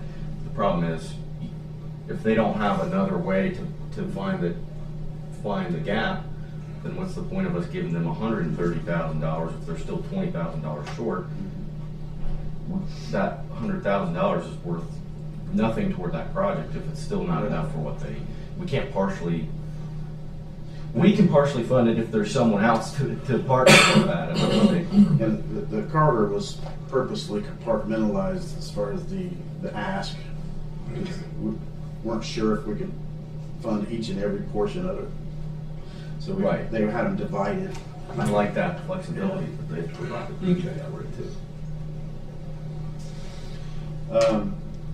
Yeah, we'll just meet back up here later today then. And I guess for now, we'll press towards option 3, I suppose. For now. Yes. Yes. And just let us know today if you have any change. And what we, yeah. All right. Thank you. Thank you. Appreciate it. Sure. Thank you. Ma'am. She did all the work. So. See you guys. Brad, do you have anything? I have one thing, and that's it. Other than the emails that I've sent you.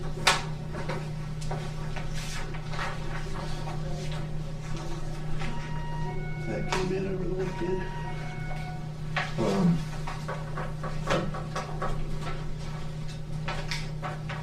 You're gonna meet with Life Flight Thursday, is that when you're gonna meet, the 15th? I I think that's what he said this morning. 15th, 11 o'clock. 15th at 11 o'clock, yep. You're gonna go take a look at the house and. I'm gonna meet the local guy and the guy from Columbus. Take a look at the house, get the keys, talk to him about, we had some maintenance issues out there last week that we went out and took care of, and our guys said it looked bad inside. I don't know what bad means, but I wanna look at it. Maybe it just needs some paint and some stuff like Where is that. this? Sorry. I may meet you. Life Lighthouse. I may meet you out there. Okay. That way I'm gonna take a look at the airport, see how much they're Yep, working on weather out there and stuff like that. let's start milling today. My eyes out there is letting me know. Yeah, they moved in all their equipment last week. And then we met with a couple of workers there that are gonna be in charge. Talked about where the buildings are going, took them over to the fairgrounds and showed them that stuff.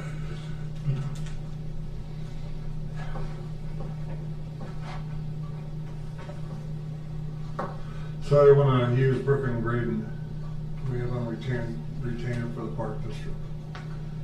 We, I don't know that we've ever provided that service, and I didn't know if she's worked with the prosecutor yet to do that.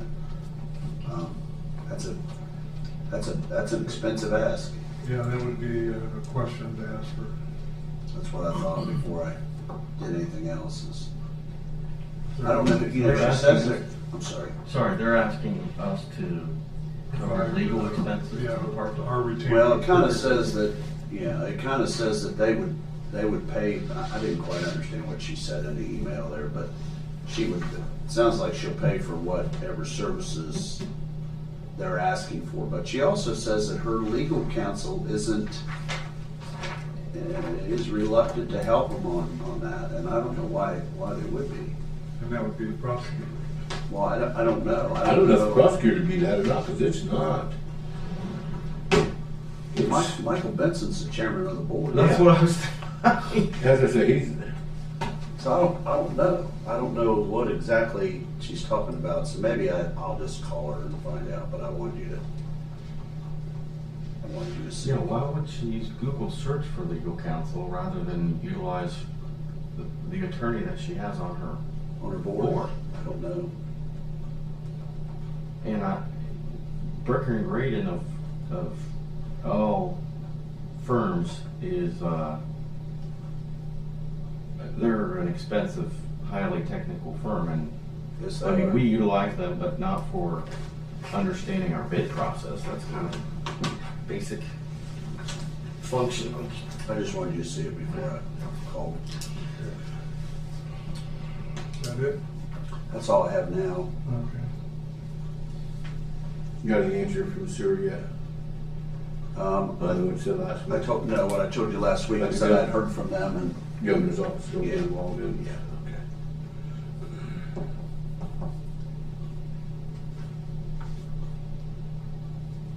you want me to have a talk with the dog warden about our guns too. Kathy's gonna have them come in. Oh, okay. I asked Kathy to see if we can have her come in and bring them old guns in and see if they got certification that says that they can use it.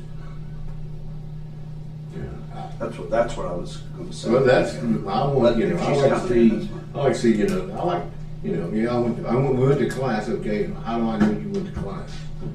Well, I went to class May the 1st through May the 3rd, okay, so when you go to class, you usually get a letter or a certificate that says you can, you know, it's like you getting a stun gun. You go to class with a stun, go to that class with a stun gun, you get a certificate that says you're authorized to carry that stun gun. Exactly. You know, do they, you know, are the darts already filled with this tranquilizer stuff, or do they have to carry this tranquilizer stuff and measure it and put it in the gun?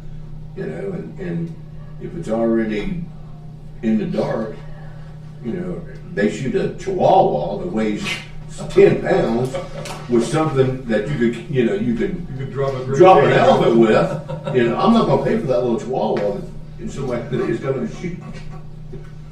I mean, if they're shooting darts at a chihuahua anyway, they should be in trouble. Yeah, you could step on that.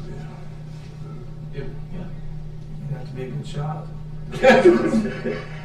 Right, it would be good though, if while they're here, if there's any other things that we need to touch base on with them beyond just dart guns. I wouldn't really know, but, I think it's good when. We've not had any issues lately, other than, you know, a couple weeks ago when we had the lady in here. I haven't gotten any emails or anything. I don't think they have any issues. I know that the Humane Society building's coming along pretty well, from what I've heard. But I don't know of any other issues at this point. Good. Between now and then. Might not hurt to ask. But we didn't know about the one issue until she was here. Right. Yeah. Be good to That was just a, Get that was every just- layer of that was involvement. just, that was just an before we are accident. directly That was just an engaged accident there. in mediating, you know, dog owner disputes. I'm not really qualified for that. People really don't know.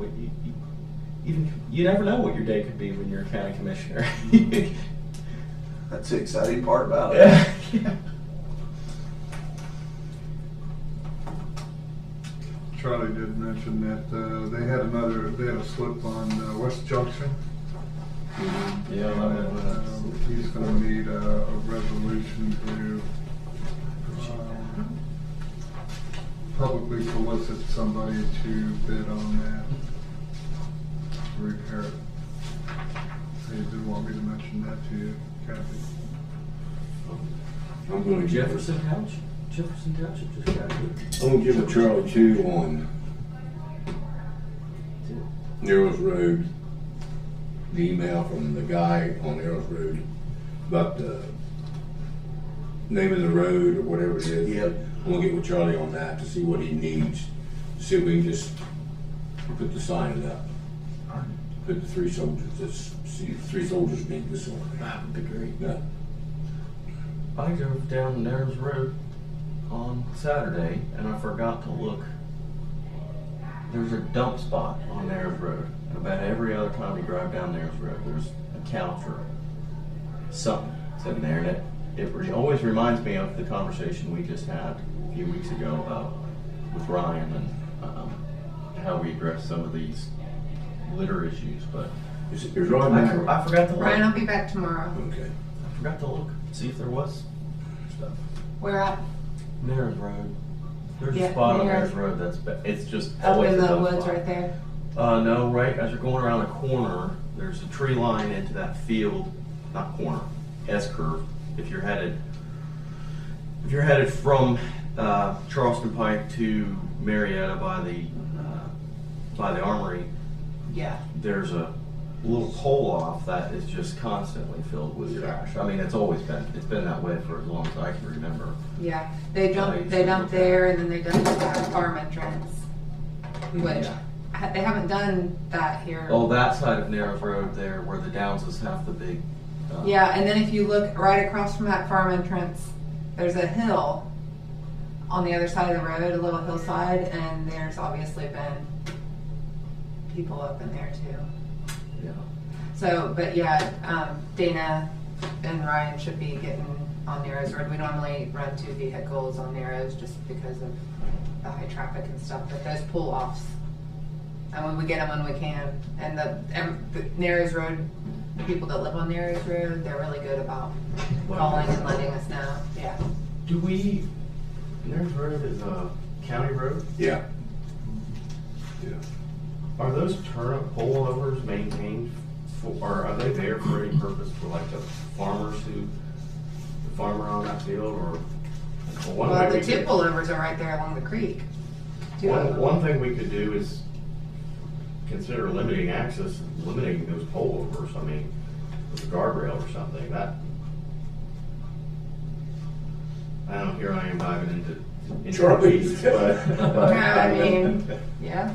we're constantly cleaning things up. There's no purpose for that pullover, to my knowledge, other than for people Double track. other than for people to pull over and do things that they're not supposed to do. Right.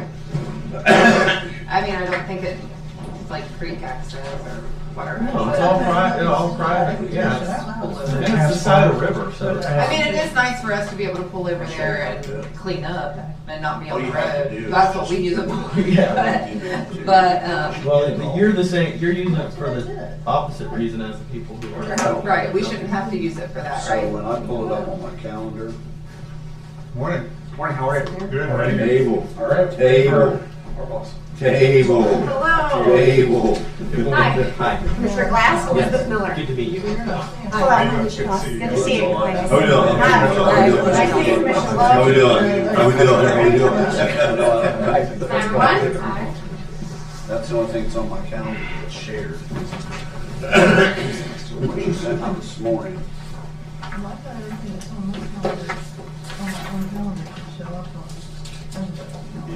We still got about Not 5. unless you put it in that purple. Just in case the media wants to show. That happens, right? Yeah. We normally don't have that much going on, so.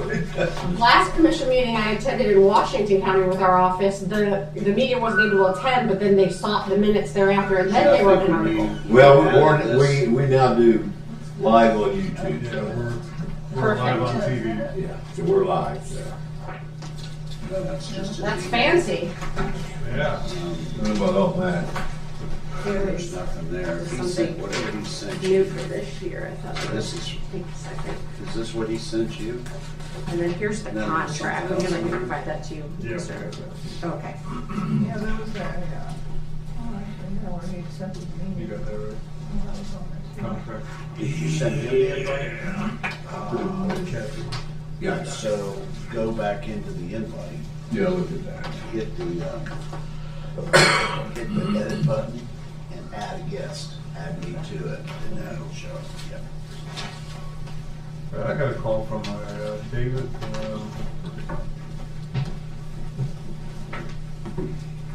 wrote it down, I can't find it now though. He's filed from Columbus, interested in the hangar, learning about a waiting list.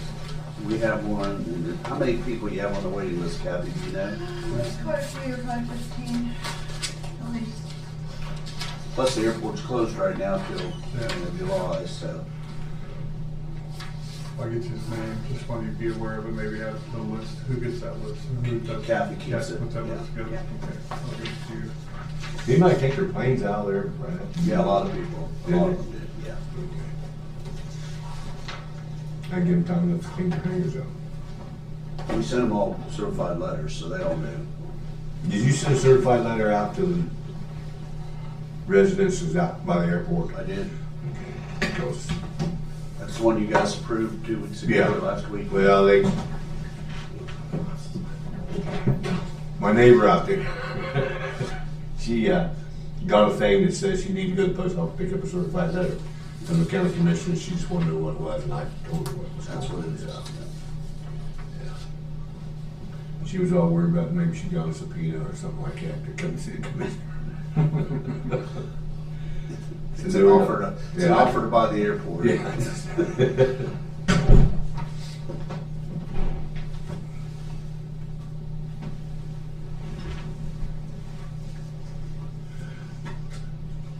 Do we want to, do you want me to contact Pat and Ian in Lancaster about the pilot lessons? Yeah, if you want, have them give me a call, we can start talking. I expect to see something from Austin, you saw his last email, Yeah. so hopefully he's putting those lease agreements together and we can get moving. Okay. And then, once we talk to him, we really need to sit down with Duncan and talk to them about the hangars and about this new FBO and some of this other stuff too, so. Yeah, I want to get that going. Because we have different fuel out there than Duncan, right? Well, Duncan provides the fuel, the aviation fuel, Right. but the main fuel that we use is from somebody else. Okay.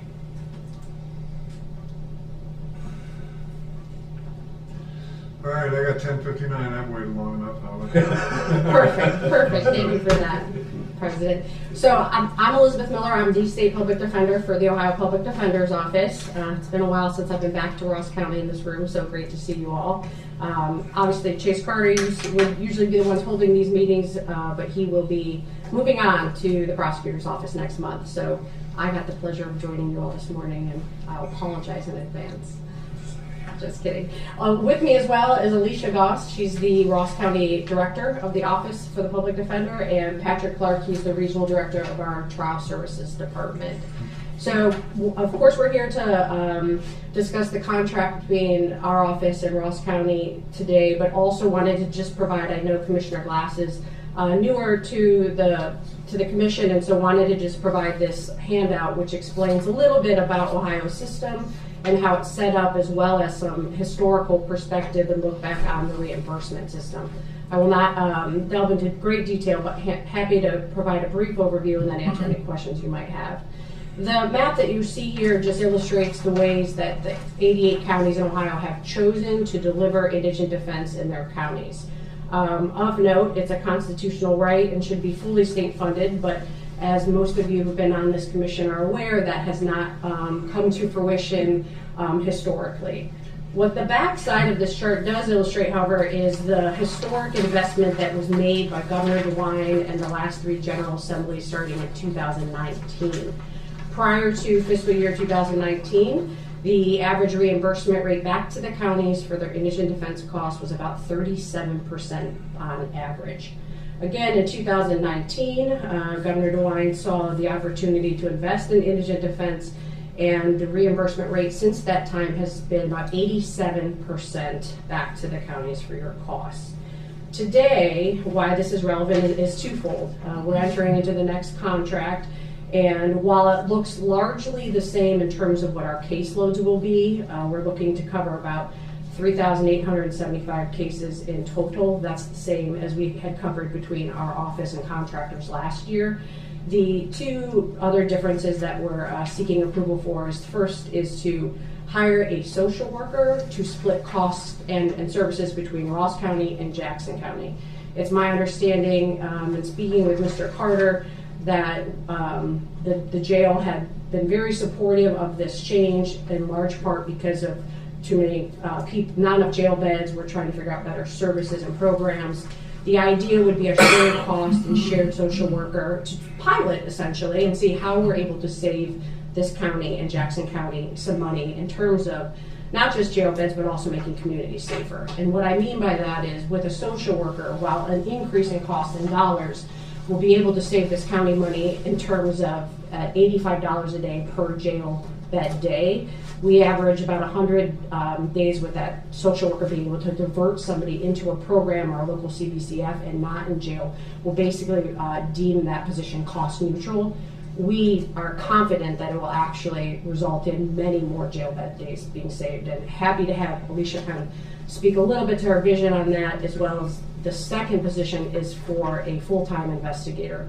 As this commission's aware, the prosecutor's office has a couple of investigators, and our office doesn't have any. Part of the idea is to ensure that attorneys are doing attorney work at their pay, and that the investigators are able to assist defense counsel with their responsibilities to investigating cases, trying to find witnesses, and of course, providing additional services in that regard. Again, happy to have Alicia share a little bit about her vision for that and experience. Yeah, thank you. So some of my background is that I come from Montgomery County Public Defender's Office, and we had both in-house investigators and in-house social workers. I actually worked at the office prior to us even having any social workers start at our office, and so I actually know what it was like to practice without social workers and what it was like to practice with social workers. And all I can say is that having a social worker was transformative for our office and for our community in Montgomery County. And we have actually grown that. It actually worked so well that we started with one social worker, and I think they're up to about 6 or 8 social workers now. And the benefits to that have just been tremendous. And the same thing with investigators. We always had investigators at our office, and they were always integral and vital in assisting attorneys in a team-based approach. It helps with improved plea negotiations. It helps with court efficiency. There's just so much for attorneys to have to go through when it comes to each case that they just they're willing and able to assist us, and they're trained in helping assist us in looking through these things. And if you think about it, with the increases of like digital information nowadays, with body camera footage, cruiser camera footage, every case has so much that we have to go through, more than we used to. And so that, I think, has been the biggest time saver, cost saver for us. It prevents continuances with the courts. It helps us then identify areas we need to maybe go out and talk to witnesses or get additional information.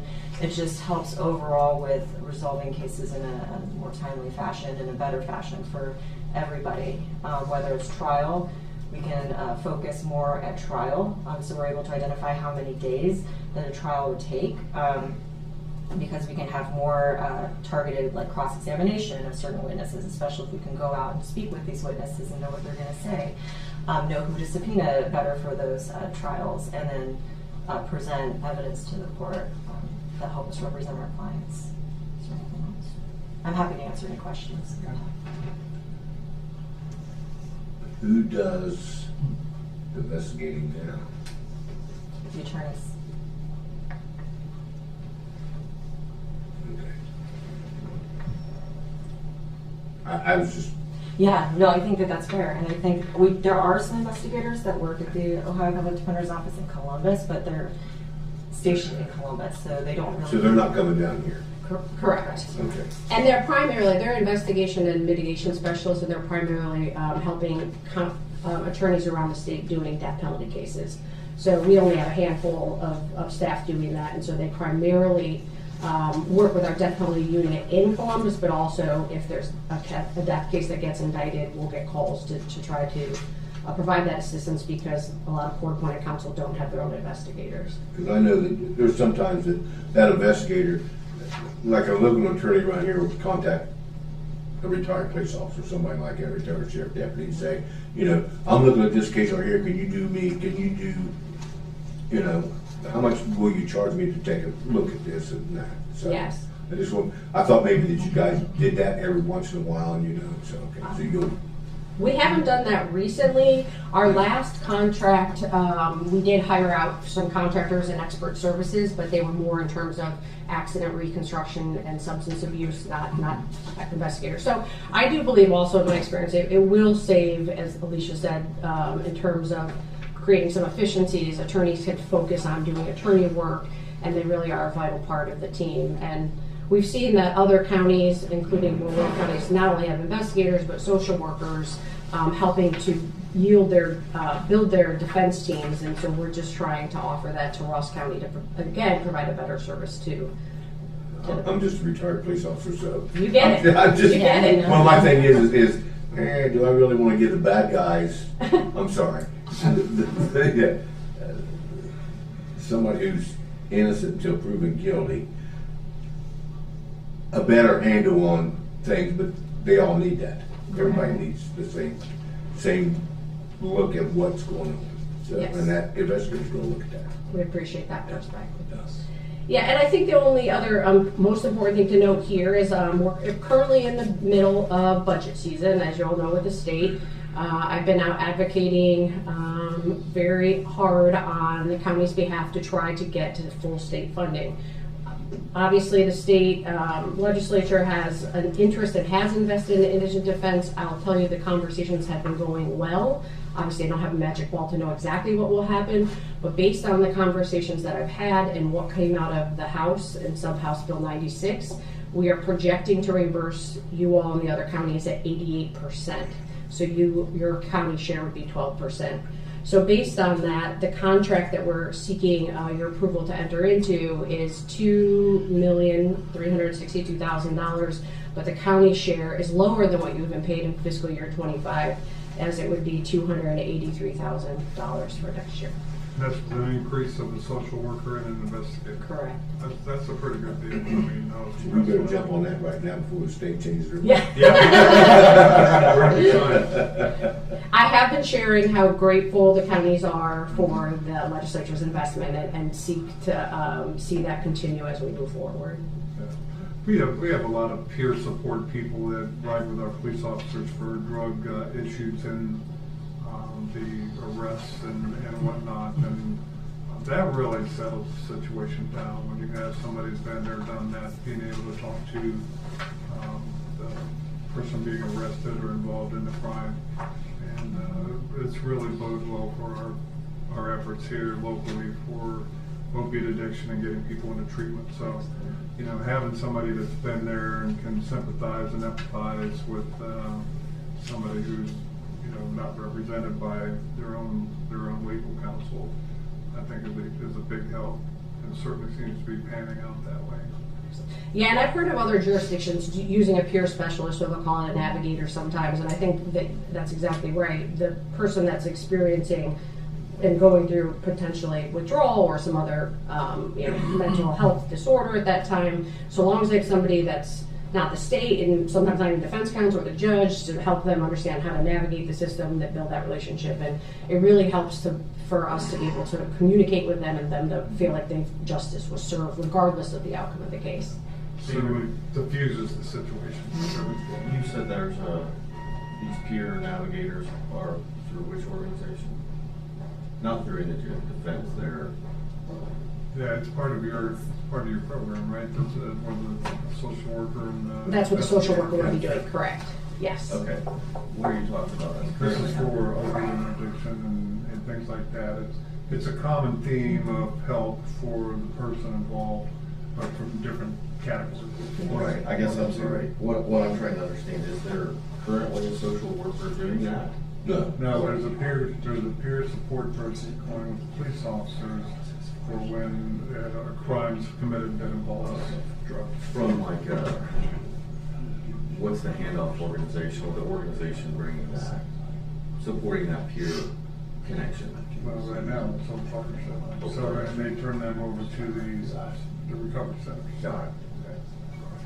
That's what I'm sorry, I didn't know about that. Cool. It's really helped. So I see the connection there and the philosophy behind that. That was what. So it's, I gotta remember, so right now, Chase, Ross County, Jackson County. Correct. Okay, I just want to make, that's what it stays the same. Well, he's, Uh, yes, with that- our setup, correct. Yes, Yeah, okay, yeah. Yeah. We have a meeting with Jackson the beginning of June. Unfortunately, we were scheduled to do the next week, but they had to reschedule. And so I believe we're all targeted to do the share with the social workers. Okay. Yep. Okay, so in this proposal, does that include a shared social worker, or does it just include? Yep. Okay. Shared social worker. Yeah, and our thought process there was 1, again, to pilot it, 2, cost efficiency, but 3, because a lot of the CBCFs and treatment programs are going to span across the different county lines, we thought 1 central social worker would be able to service both in a way that would be very helpful. And we have a social worker in Athens, and we've seen that, and she's been instrumental in terms of having contacts at the different CBCFs, the programs, so she can call and say, hey, we have this person, the judge really wants to sentence them today, can you get us a bed? And her connections and ability to do that has really saved the county some costs. What will be the contribution from Jackson County if this proposal moves forward for a piloted program? 50% of the cost as well. 50%, Yes, okay. shared cost. Is this social worker retained through this contract, regardless of what happens with Jackson County? No, it's only at 50% in that. Is that the same with the investigator? The investigator is going to be fully funded through this contract, and we'll be discussing whether we're going to seek an investigator with Jackson as well. We just also sought additional social worker in Trumbull County, and we're successful that they are going to hire their first ever social worker as well. What's the anticipated increase in this contract from last year? I'm assuming that there is some built-in increase if we're adding capacity to add an investigator and a 50% of the social worker. Yeah, great question. While the increase on paper is 15.4%, the reality is with the reimbursement rate being 88%, it's a reduction of 37% to last year's contract. So you'll be paying less for this year's contract than you did last year. Okay. Is that 88% is that then designated as the percentage that we can move forward with confirmation, or is that an estimate of where things may land based on trends?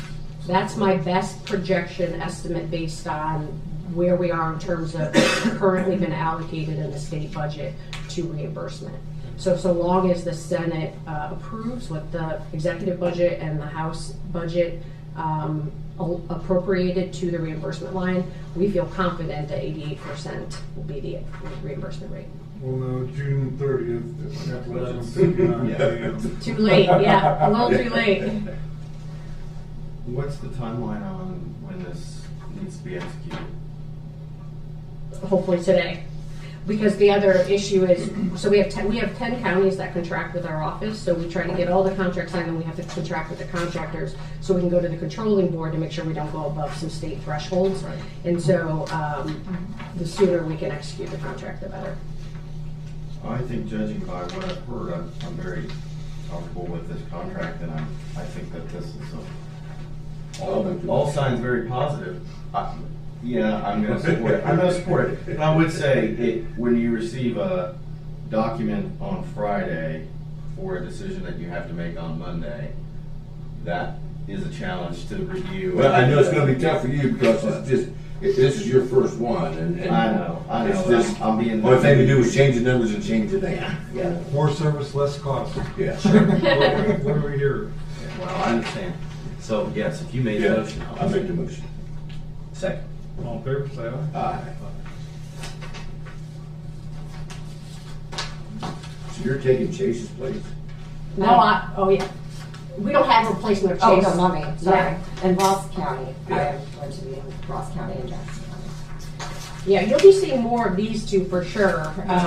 We'll be hiring Chase as a replacement. No, we won't. I won't say that. Only for good information. Only for good information. It's my desire to ensure that commissioners are fully informed more on a quarterly basis of what's happening with the reimbursement rate. So whether you see us on paper or in person, we'll be hopefully always distributing good news. Sounds good. Thank you very much. Thank you. Thank you. Thank you very much. Thank you.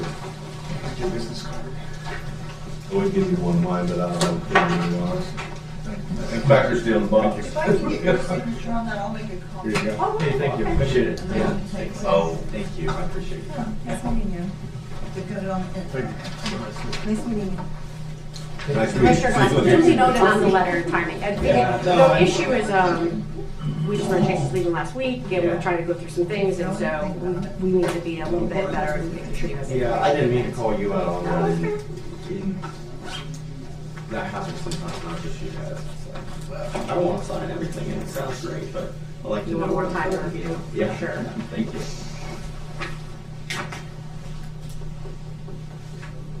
Oh.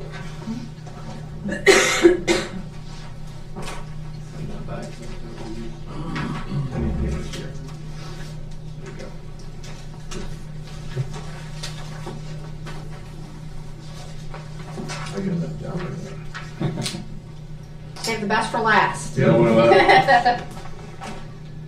He's got the quickest signature, that's why he's last. Mine's pretty messy. I would say, yeah, you can't. My mom's like, were you a doctor? Like, you can really barely read the script. Well, you're a lefty also, like me, so you have to worry, Yeah. you have to worry about the smudge. And you gotta turn your hand upside down and. Everybody says, what are you doing? You're doing it, doesn't look good. Okay, that's wonderful, thank you. Have a great day. See you later, thank you.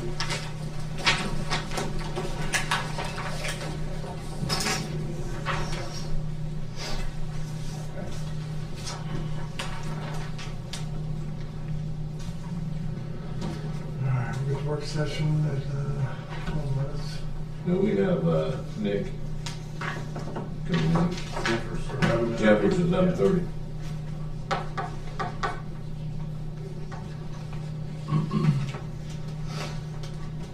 Then we're taking a break till 1 o'clock. Gotta eat. Huh? Did you get hungry on Monday? I don't think we scheduled a break this year yet. No, it's just been marathons. Well, it helps when you have that half hour to get business, get the administrative stuff done. We could hold that hour, and that leaves time for other elected officials to pop in. Or you can pop in during work session. Yeah.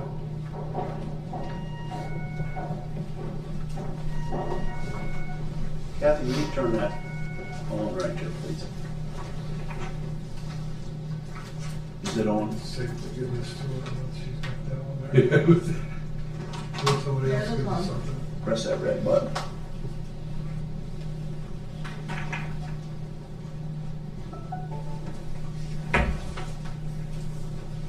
Green. Thank you.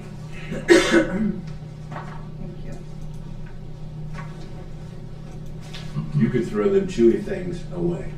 You want me to go ahead and dump that bowl? That's disgusting. Are you requesting a refill No, it's just. of you leave them- chocolate? You can leave them there, but I tried one of the chewy Oh, things. they're bad. I haven't It's touched them in disgusting. weeks. But I know you come in there and dig, so I haven't dumped them yet. Yeah. It's like a landmine. She Oh, left yeah. it. I tried to, I opened it up and I finally, the second in my mouth, it was like, Yep. yeah, probably gonna pass. Bottom of the barrel.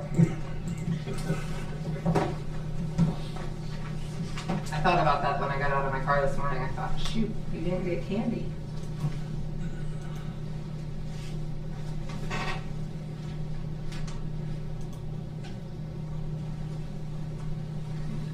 I think that rake incident is having an effect on Hey, your sight or I'm starting to something. think I can always see very well. I got a big scrape in my glasses. Did she tell you their story? You see her left? I was wondering what happened to her. What'd you run into? A rake. You know, if you turn them up the other way, they don't pop up hit you. Well, that wasn't the bottom that hit me. Oh, what? It was the handle. She said she's wearing flip flops and she stepped on something and fell I backwards. was raking my flower bed. And it's kind of hard, you know. I dug up all my mint and I had to rake it flat. But it's got those pavers around it that I stepped on one and it flip flop was going to make my hand. She grabbed it like it was going to hold her up. Oh, it did not. It did.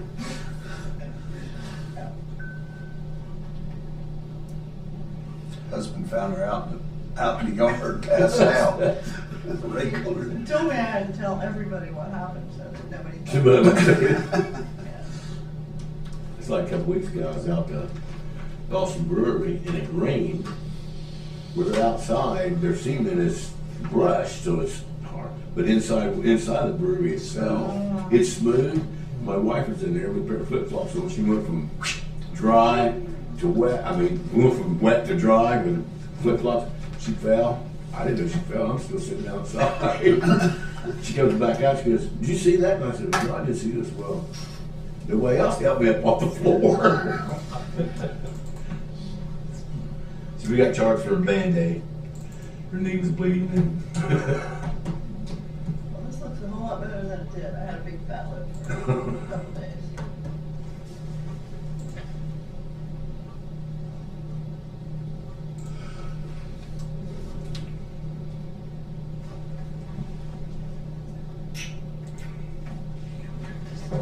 Mark's gonna travel with us.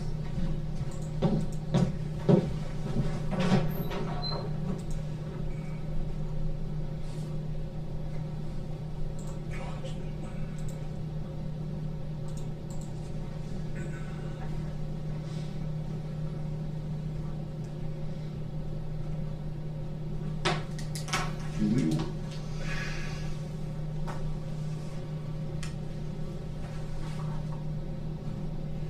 we, want Brad to send this stuff out from the service center, or we want to walk it? You can always, once it's bids and stuff like that on the service center. What do you mean cloud service center? You talk about funding for the. No, I'm talking about, we're gonna do the courthouse and the service center all at the same time. We'll try to put that combination in together. Yeah. Brad's already got all the stuff together for the court, I mean, for the service center, am I right, Brad? Yes, It just needs to be sent out to see if we get bids on it. it's got to be advertised and, yeah. Okay. Yeah. You don't want to do that till you get your funding ready, do you? Make sure you decide what you want to do, maybe wait till you talk to the bond dealer Because we got that meeting with Bird next on week. the 23rd. Baird. Michael Burns. Burns. From Baird. Well, also, I hope that the conversation here with David is informative in helping us to understand what, if we need to bond it, and if there's an opportunity where we can cover this all without taking on Yeah. any public debt. I'm still, both of these projects need done, period. There's not a question on that side. But if there's a way that we can fund it Without. alternatively, I'm very open to that, especially with what we've discussed and potentially driving more Right. revenue toward a proactive approach to saving for capital investment. We'll have to move that table that way. I have a request here for training from EMA department, Mark Thompson, to go attend the EMAO quarterly Southeast Sector meeting, May 20th, 2025 at 10 a.m. in Lawrence County, Ironton. No cost. So moved. Second. All in favor, say aye. Aye.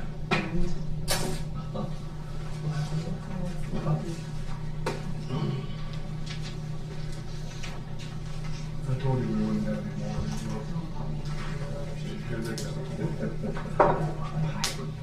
these blocks.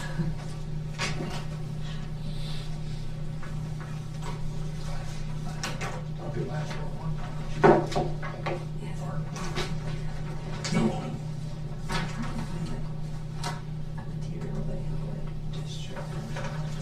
Moody, I think the Cavaliers are going down. I think so. They think the worst time to decide that they wasn't gonna play. I know, but played great all year.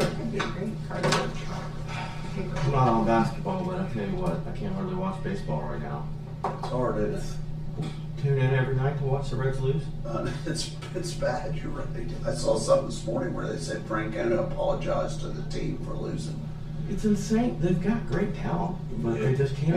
Well, They can't play ball right now.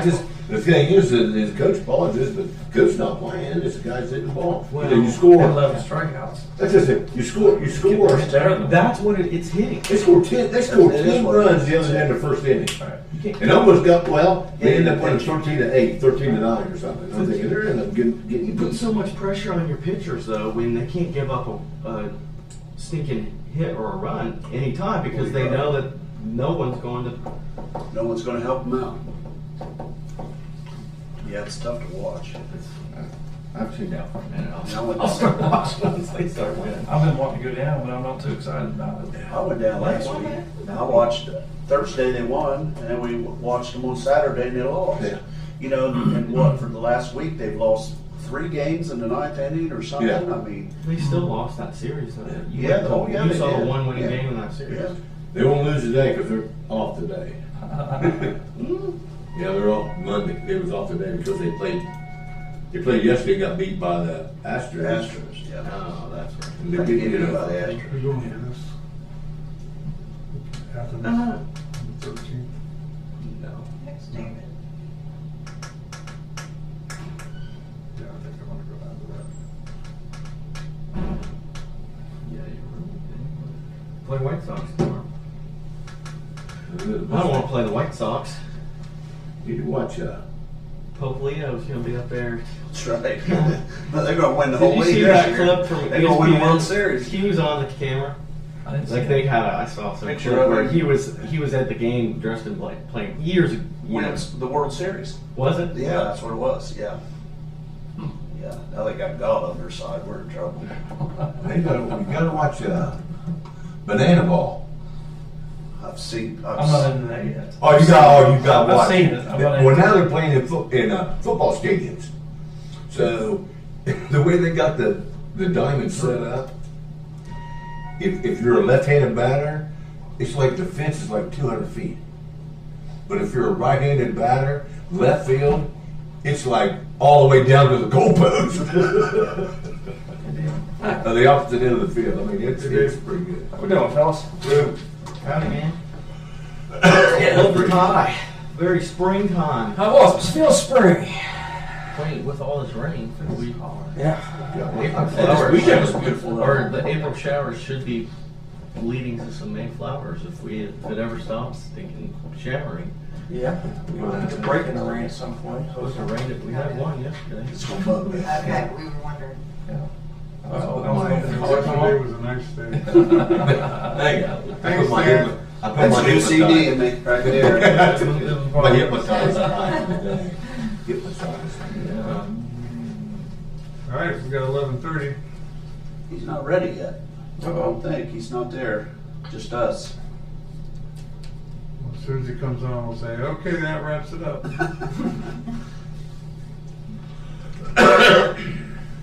Have you talked to him since? I checked in with him this morning, make sure that he had a link, and he said he did, so should be good to go.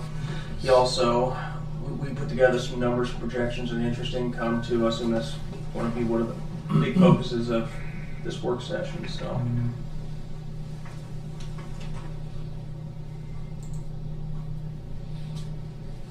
Just us. Yeah, I'll give him a minute, and then I'll call him if I need to. Nice to meet somebody else talk. Well, what's this?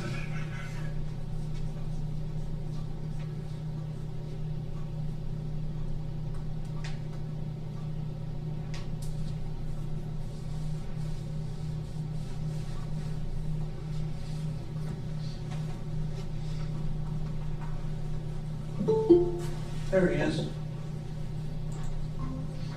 All right, that about wraps it up for this meeting. Yeah, we're done. Hello, everyone. Hey, I was on the wrong invite there. I was sitting in the lobby. I'm like, I bet there might be something going on. Of course, there was another invite, but we're good to go now. Don't worry about the story. Virgin. All right. I don't know, every time I comes in there, give me a book, where's the book at? They bring you a book? You should bring the book. This is not normally, it was not one of our quarterly meetings. So with the virtual background, I don't really have this many books. I can't read that. Wouldn't be able to get through all. Math magazines. That's right. Picture books, a lot of picture books. Good. Well, appreciate you allowing me to virtually jump in here. I know for me it's a lot easier to navigate this conversation with with the portal that we have on deck here. So I'm happy to share my screen. But David, do you want to kick off? Anything you want to talk through? Any questions or anything directly you want to focus on today? Well, I think actually maybe we should just respond to what it is that the commissioners are looking to achieve and then how we can help them achieve that. Okay. So what we were looking at was using using a part or some or most of the interest income from our investments to fund our capital fund.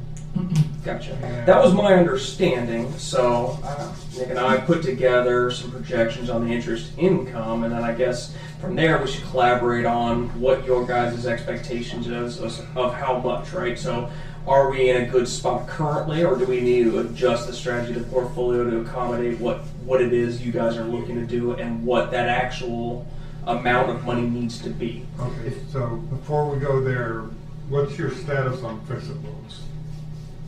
So I've kind of put that on the back burner for some other things that we've got going on in the office, that and manage the portfolio, especially with the added draw of the Appalachian Community Grant Program money. So no big updates on the Fix-It program. It's kind of looking like it may end up being something that we'd really try and shoot for launching earlier next year at this point, because we're getting in a second half collection, and then you get into the holidays again and time just gets away from you. So I want to make sure that we cover all bases before we do go live on that, so we at least prepare for as much as we possibly can, so we don't have as many unknowns, or at least limit the amount of unknowns going into it. Okay. So you bring up an interesting point too with the Appalachian funds. And that is just out of sight, out of mind as far as we're concerned, as it serves as a contingency for any of the projects that might need additional funding, specifically starting in Ross County first and then spreading out. So taking the risk as the lead applicant, I think, gives us a little bit of advantage to usable funds and intelligently and generating income on their own. So I think we got first dibs at that, and I don't think I'm not ashamed to admit that at all. So, but using it for other general county things, we'll see how we clear all of the active projects within that 2026, October 2026 deadline. We'll see where we're at financially before we even touch any of that money.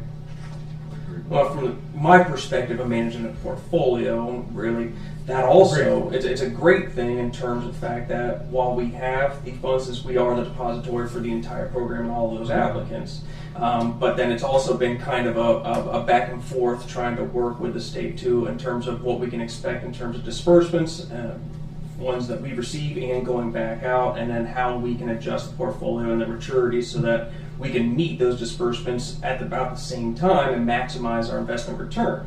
So it's a great thing that we are the depository for that. We could benefit with the investment income, but it also takes a lot of coordination to be able to make sure that we can meet our obligations when they come. And that's a little bit of a fluid target because, as it is, when those projects are going on any of the entities, they don't get resupplied with disbursements from the state until they've drawn down to a certain level.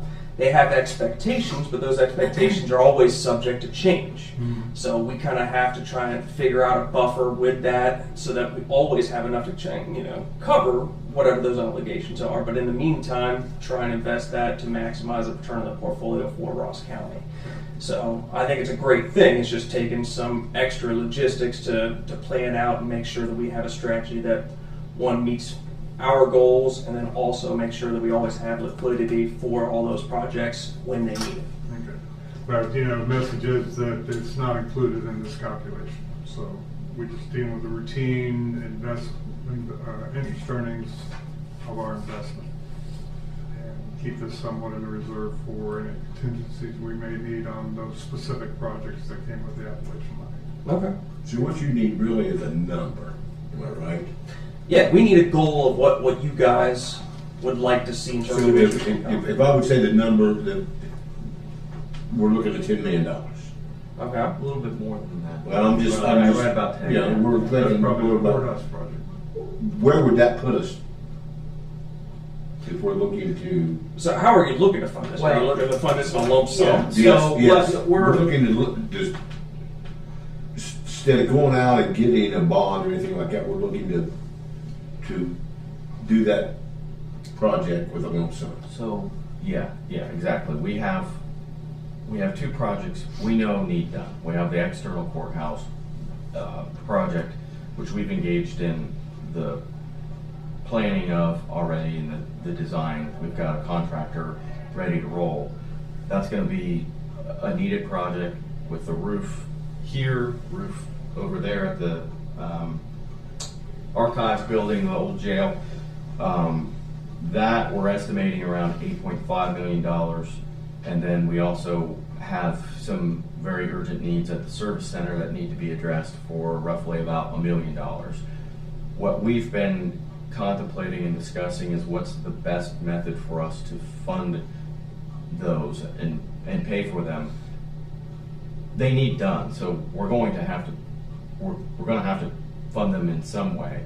We've contemplated utilizing bonding it through financing it through public bond, or we have $15 million in our general revenue carryover right now. Plus, we know we have a lot of money tucked away within our investment portfolio. What we're trying to do is determine, if our preference isn't to bond it, which for me, it's not, unless we need to. What resources do we have on hand that we could throw at in a single lump payment? That being said, we want that to be collaborative with you in understanding what your all's position and recommendation is to make the wisest decision with our investment portfolio. Is now the time for us to take some of what we've realized has been kind of unexpected return on our investments that's far exceeded kind of what our standard return for those investments have been. Do we keep it in there and let that keep growing, or is there some combination of all of those that we could drive to avoid financing or financing less, if that makes sense? It does make sense. So one thing too, I would like to clarify too, is the carryover money for the general fund is part of the investment portfolio. That is invested money. That's not just sitting idly. Okay. So it's not like we've got a pile of $15 million just sitting cash or money markets or along those lines. Once again, it's important to note that because that's also part of the investment portfolio, and that money is right now secured in a number of different investment vehicles. It's important to know what your timeline is for when you need this money, right? And we can make anything happen, right? But the more time we have to plan on it, the easier it's going to be. And then I think really that might be my first question. I don't know for Nick, but what is the timeline on when you need this money? Yeah, that's where I was going to go. Sorry to interrupt. It's very common with these projects, say, hey, it's going to cost $10 million. But really kind of the first step is really establishing, okay, the total cost of what we might need, and then the projects inside of the project, if that makes sense. Right. And then the schedule that meets those specific projects. because with how we currently have I'm gonna attempt to share my screen here just to kind of give everybody an idea. Jeez.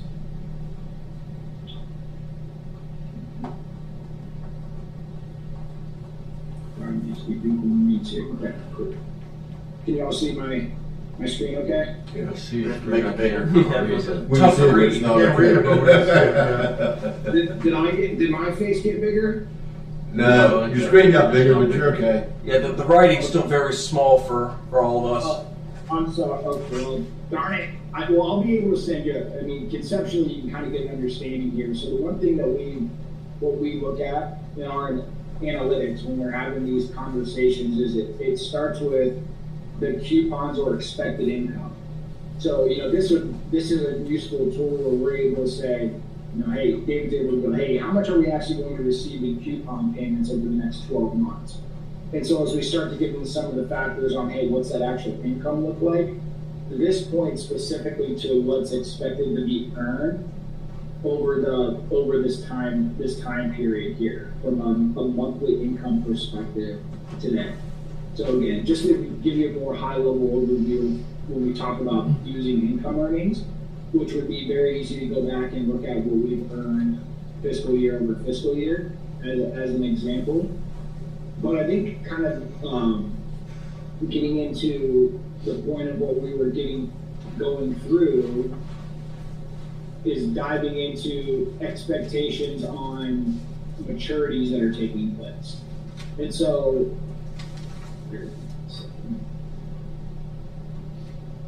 like the one thing we can look at is we can break out our maturities by these buckets. And so if we're saying, hey, it's a $10 million project, but we know it's going to be maybe over a 2-year time period, we can go through our maturities here, and we can start identifying the ones that we would need to pull out of the portfolio to accommodate those projects, and going through that. And you can see, if you're going through, we're having very much regular conversations and maturities that are taking place every month, to the tune of $1 million+. So we do have regular cash flow that can be pulled back to the county's cash reserves if we decide to move in that direction there. So it really just depends on that. Again, we have to get a better scope of the projects and exactly the costs and the spending schedule of what that would look like. And then plus we have to take into consideration some of the Appalachian funds, because those are coming within the overarching general funds of the county as well.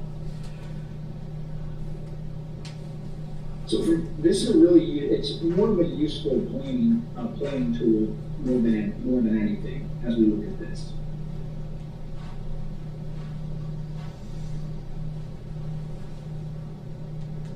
Yeah, I think from Nick and I's perspective, we need to know what the time frame is, what the spending schedule is, exactly what we're going to need in roughly what time frames. Okay. And then from there we can plan accordingly. So that's how we want to run this. So the courthouse project is scheduled to start construction in September of 2025, either early September or mid-September. That's the schedule right now, and go for a year. But okay. You can't award the contract without the funds available. Okay. Okay. The service center project is ready to bid now. So you take, whenever they decide to bid it, it would take a month to get the bids back. That's a much smaller project than the courthouse project. Now I will tell you that the commissioners have hired a company called Berglund Restoration and Construction. They will be the construction manager at risk on the project. They'll be providing the commissioners with a guaranteed maximum price in the next few months. And once they have that, they'll have the opportunity to look at all the things that are priced out in that guaranteed maximum price and decide which items they want to fund and which ones they don't. So they could, those folks were in the office the other day, and we again told them that the budget is $8.5 million. And Commissioner Everson said, it would, you know, that we'd hope that they would come in under budget. And I don't know, the guy got a big smile on his face. I don't know if that meant, yeah, we kind of knew that or what, you know, but. That's okay, I got a big frown on my face. Yeah, exactly. So, I mean, that's where the budget is. Those are the time frames. I hope that helps. So specifically, when are those invoices going to need to be paid? That's kind of from our perspective. When do we need to have the cash on hand to disperse the funds? Because I think the commissioners, you know, it's my understanding, can allocate that surplus funding and show that we have that funding on hand. It has, but yeah. You the have physical cash in the account for disbursements, that's what we need to know from our perspective, so that we can align the portfolio such that that cash is there. Almost all these projects, no matter how big or small, you get a pay application after 30 days once commencement starts. So sometimes not as fast, depending on, you know, if they say they got a letter to proceed, they get the notice of commencement. Sometimes they'll start with lay down stuff, temporary work, moving in their equipment and their supplies and all that. So usually from the start, within 2 months, you're going to have your first invoice. You're going to have your first pay application. And do we know, so that invoice, is that for the entire job, or are they going to send several invoices, or There'll be several invoices. Work performed. Okay. But, you know, the service center job's a lot easier, a lot cleaner, a lot less than what this is over here. This is exterior of 2 buildings and a fountain. And they're starting the analysis work next week because all they have is conceptual cost estimates. So they're gonna see how bad it really is. How bad is the roof really? How bad are the windows? How bad is the mortar that's gonna need replaced and tucked up? So it's something where we don't really know yet, but the clock starts ticking next week with the investigative work. Gotcha. So what we do know is we have a budget on the courthouse project. We expect it to start in September, start being invoiced October and November, and to go on for 12 months. So let's just do some quick math. Give me a second, break out the calculator here.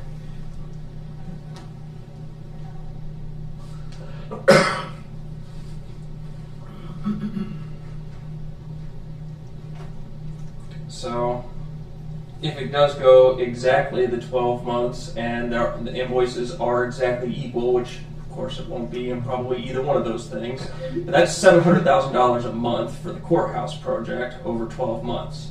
That is definitely higher than the interest income that we have been getting. I don't know if our projections, I don't think they're going to get up to over $700,000 a month over the next 12 months. Nick, can you give me some projections over from roughly September 2025 to September 2026? We're gonna see how good you are, Nick. I'm projected. Say that. Let me roll it in my head here again. Say that one more time. So let's look at projected interest income and maturities from September 2025 to September 2026. And we're not getting any $750,000 worth of interest on what we're doing now. No. Especially when you exclude the ACGP interest income. Let him do that. I have another question. Well, and the number he's going to give you is going to include ACGCP. Yeah, that's a tongue twister. You know what I'm trying to say. It will include that number. Now, on the pay-ins, when I give those reports over to Madeline and she pays them with accounts, that's where that gets separated internally. From the investment standpoint, it's all the same once it goes to that point. Yeah. So maturities roughly 16.9 million. Okay, so that's the total for the 12 months from September 25 to 26? Yeah, so this is September, so 9/8 of 25 through 9/28 of 2026. Okay. Well, that well covers both projects. Now, what's the expected month over month, you know? 'Cause- How's that flow out, cash flow? yeah. Cash flow wise, so you're gonna get.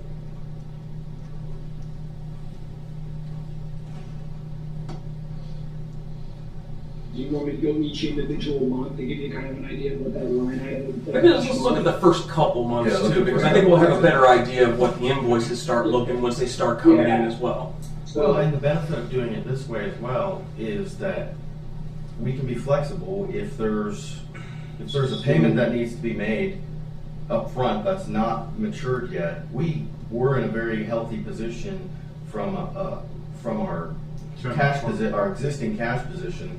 We can upfront load that. What we don't want to do is take a $8 million hit in one payout. But I think the way that we parcel this out, we can pay as we go a little bit without Exactly. I think without paying the as big we go from downside finance. to a big lump sum up front would be opportunity cost, right? What we're missing out on being able to invest in the future returns on that, right? If we can break this down into multiple smaller payments, cash flow it and plan it as possible, that minimizes the opportunity cost. We don't have to finance this project, and if we are in a position to be able to do that. It sounds like we're expecting plenty of maturities to be able to cover both of these projects, but does the timing line up, or is that something we're going to need to adjust? And to that point, Nick.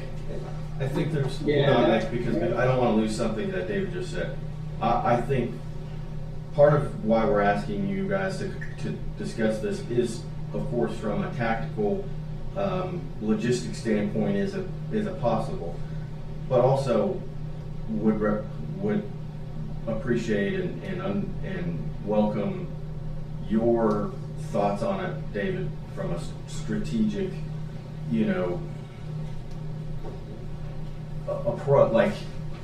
So, not pros just and do we cons, have right? the money as the Yeah, money pros and there. cons. Do we think this is the right move? What's the strategy? I think it's pretty comfortable to say that we could do it this way. So the answer to that question is yes, if this is what we want to do now. Let's get to Should the we? meat and potatoes here. I want to see the numbers. Okay. Well, then we'll let Nick go with that, and then we'll go revisit whether or not this is the right choice. Okay. And sorry, so I'm just catching that here. So talking through if we. When we break it down, so here's kind of the way of how we would look at it. So even though it's a 1 year project, typically all projects tend to flow the same. Up front, you're going to have smaller spends, some architect fees, maybe some soft costs, so forth that are built in, and then they're going to start to ramp up as you build into the project, and then they'll tail off on the back end.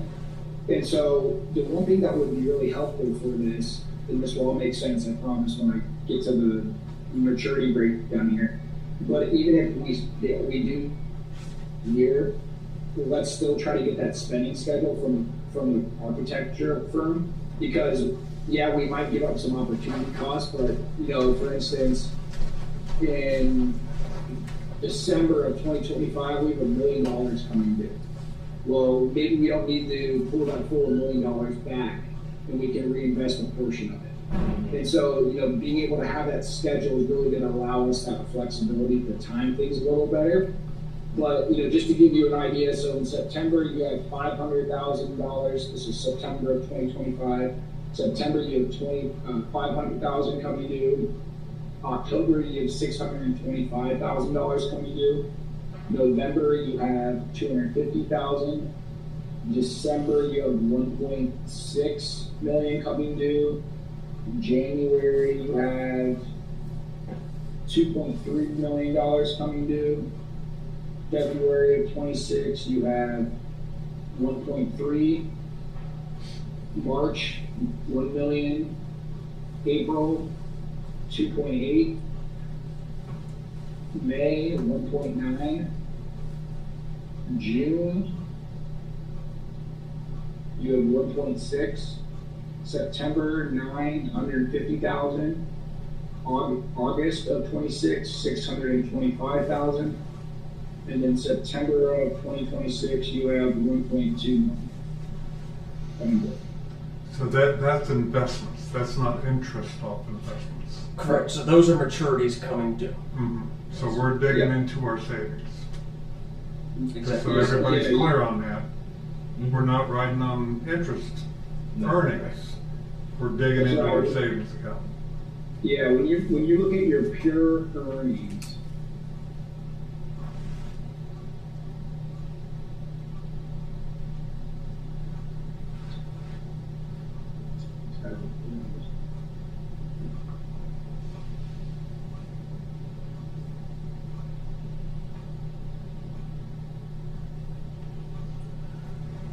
the income amount's gonna range.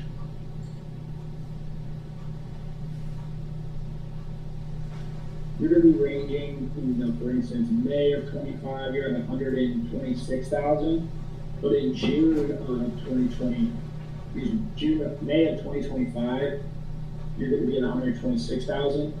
In June of 2025, you're gonna be at 327,000. So your income amounts are gonna be varying between that. I know those aren't in the guardrails of obviously the September to September timeframe, but the coupons are gonna remain pretty consistent based on where we're reinvesting at. So you're gonna be anywhere from 150,000 to 300,000+ of income, depending upon the month. Yeah, that's about the range that we've been in for most of the last 12 months as well. So, of course, our strategy, right, has been taking all those maturities and then locking in these longer rates over a longer period of time. So the portfolio's yield to maturity has significantly increased, but in the meantime, we are realizing gains from 1, 2, 3, 4 years ago at slightly lower rates. So that number will continue to increase for as long as that money stays there. But that's about the range that we're at in purely interest gains month over month. So where does that leave us with total investments at the beginning of this and total investments at the end of this? Yeah, so if you're looking at like your total cost basis, you're referring to, so we so we're 24 million cash. So you're going to be over.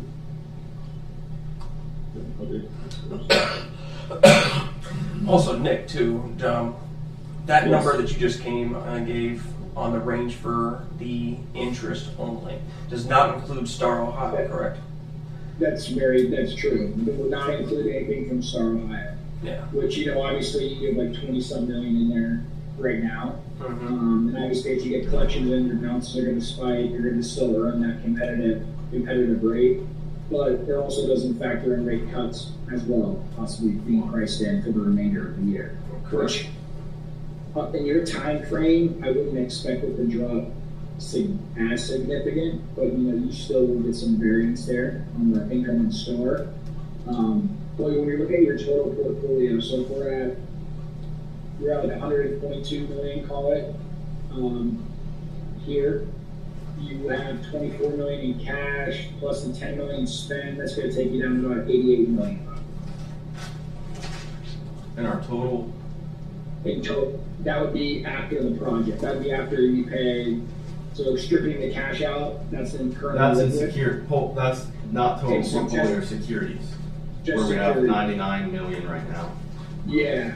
So less your 10. Yeah. So 99 to 88. Yes. That's the two. Now, also includes Appalachian grant money as well that's mixed in there, too.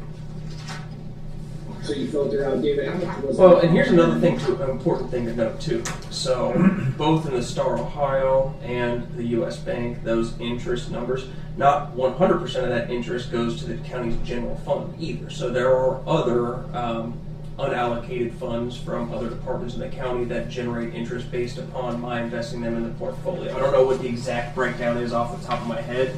The majority of it is the county general fund, but I know the motor vehicle gas and tax fund gets a significant portion of the Star Ohio's investment interest income. Charlie's always giving me calls and very excited about that. So not 100% of those interest number is county general fund, surplus fund, investment interest income, too. It's another important thing to note. It's the majority. You know what that number is? You take all these goodies from the other departments out and just, what is the county general fund I can follow up with that and give you that exact percentage I'd like to know breakdown. that too. That gets calculated on the others, and when they're dispersing that into the different funds accordingly, they have a formula for that. It's based upon what that surplus amount that's being invested is per those funds. So that number is always actually a little bit fluid, right? I would like to get, I'd like to pay for things as we go. I would like to stop borrowing and liquidate the debt that we have in a perfect world. But I don't want to derail our total investment strategies. And at the same time, I think there's a comfortable mix here that maybe we can do both. I agree. And have a 5-year, 10-year strategy for investments and still remain debt-free as a county. I think that would be ultimate what we would want to do. Yeah, just to give you, and I know with the Appalachian money, David, that we put in the portfolio, that was like 25 million roughly. It wasn't all of it though. That was some operating and some, the exact split. Yeah, that ended up happening around the time too of the first half collection as well. So part of that was operating income cash. Yeah. So we have to go back and look at that draw. I mean, it's just to give everybody an idea. So we moved $25 million additional, into the portfolio in the GameQ in October of 2024. When that first wave of money came in addition to the county having excess cash balances. And so we know that some of that money is going to flow out as well too, just with natural progression in payments that we're going to have. So that portfolio balance, we talked about it moving down to 88 million.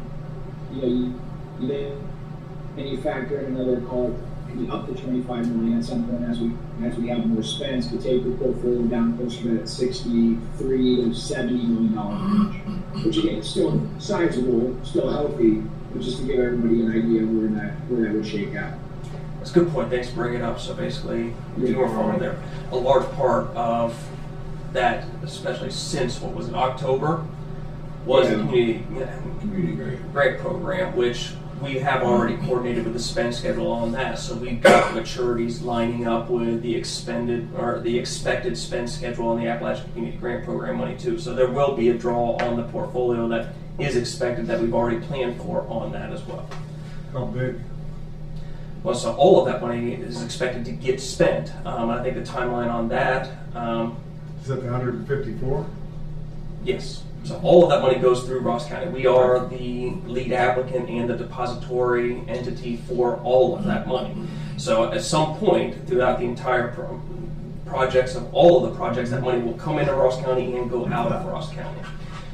So in the meantime, while it's in Ross County, before those just some drawdowns for those projects throughout, 17 entities, we invest it and then we align the maturity of the portfolio with the expected draw schedule. So it's all going to come in and out of it. What was the portfolio at roughly before we got our first disbursement of the community grant program funds? Yep, I'm pulling that up right now. 74. It's about that. Yeah, it's around 70. Yeah, sorry, but I was a zinger.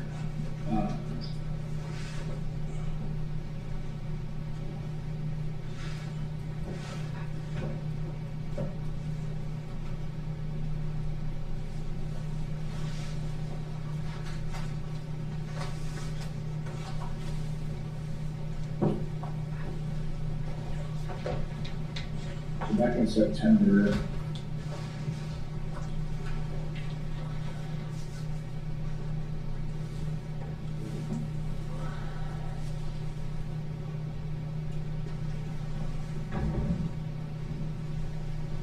I misspoke. That was settlement of the second half property taxes that would have had surplus funds, and I would have moved over with the program. So we're at 73 million. 73 million. Yeah, so we had 60 million liquid as of 9/30, and then we moved 25 of that to the portfolio. And then David, Nick, you're breaking up a little bit on us there. You still hear us? Yeah, can you hear me? No, we can hear you now. Okay. David, who was the gentleman that we were talking and working with on the draw schedule? That would have been Devin Shoemaker.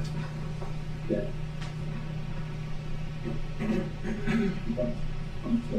Here's the. Okay, so the total amount of for the Ross County is 154 million, and so they received 25% of those funds.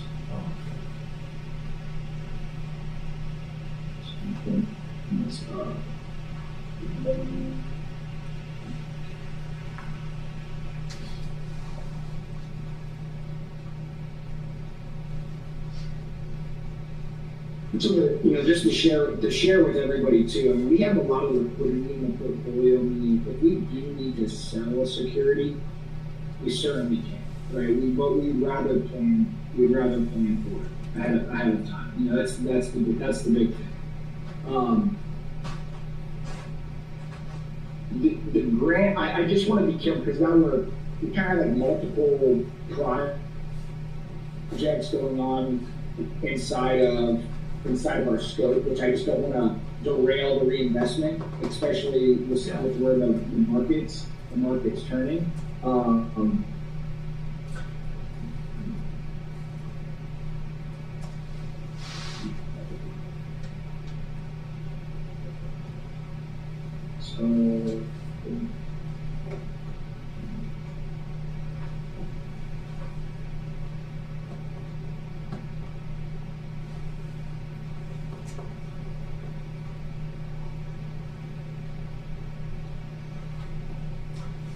Well, Nick, let me throw something out too. What about trying to fund these programs, or this project, with a combination of the general fund's portion of the interest generated, continue to reinvest those maturities as they come, and then what we need to make up that gap, we sell Star Ohio funds to meet those gaps as those invoices come. I think right now we've got something close to 20 million in the Star Ohio account, and we do know that that's the one that has major short-term fluctuations in the interest income on it anyways. I think that might be the better way to meet that gap without derailing any of our long-term investment strategy with the U.S. Bank portfolio. Yeah, I mean, I think what we can do is maybe this is something internally we can talk about, and then okay, these spends might be $10 million for the projects internally at the county. And so we factor that into Star Ohio. But in addition, we're also factoring in the grant money as well too. Yeah. So we're always we want to keep a minimum threshold in Star. Mm-hmm. So if Star falls below, let's say, call it 10 million, okay? Well, then we know that we're going to allow our next maturities to roll off. Yes. But instead of extending a lot of more duration in the portfolio, we be a little more conservative and having a little more front-end maturities as well too. We don't do a full 100% of going out 5 years like what we have, then maybe we do half of it or a quarter, 3/4 of it. Because we can have that conversation at every maturity. But I think establishing that cash reserve probably would be a good option for us if we do and start using some of those to fund our expenses. I would say, I think you guys understand the parameters of what we're looking to touch and not touch, and we can follow up and make sure everyone's on the same page if needed. But if we can have, some sort of report or some sort of visible understanding to ensure we're all on the same page of the impact from a logistical, tactical standpoint. Is the money going to be there when we need it? That type of thing.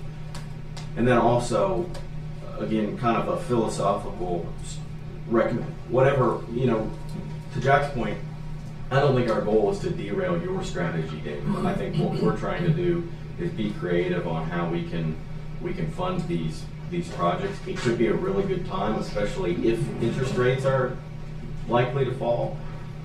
If we're in a higher interest rate environment today and expect a lower interest rate landscape tomorrow, it doesn't make sense when we have the potential option not to finance it, where we'll be financing it at the current interest rate. If we can ride that through, at the same time as we would be financing it, we would also have a later decrease in interest rate means smaller returns for all of you, which is goes back to the opportunity cost thing of, you know, what's the point of really pushing our investment if we're going to see our returns go down? My point in saying all of that is this might be a good time to cash out some of our investment for immediate need, but I'm interested in both the logistical side of this on making payments when we need to make them, and two, just making sure that we're aligned with your strategy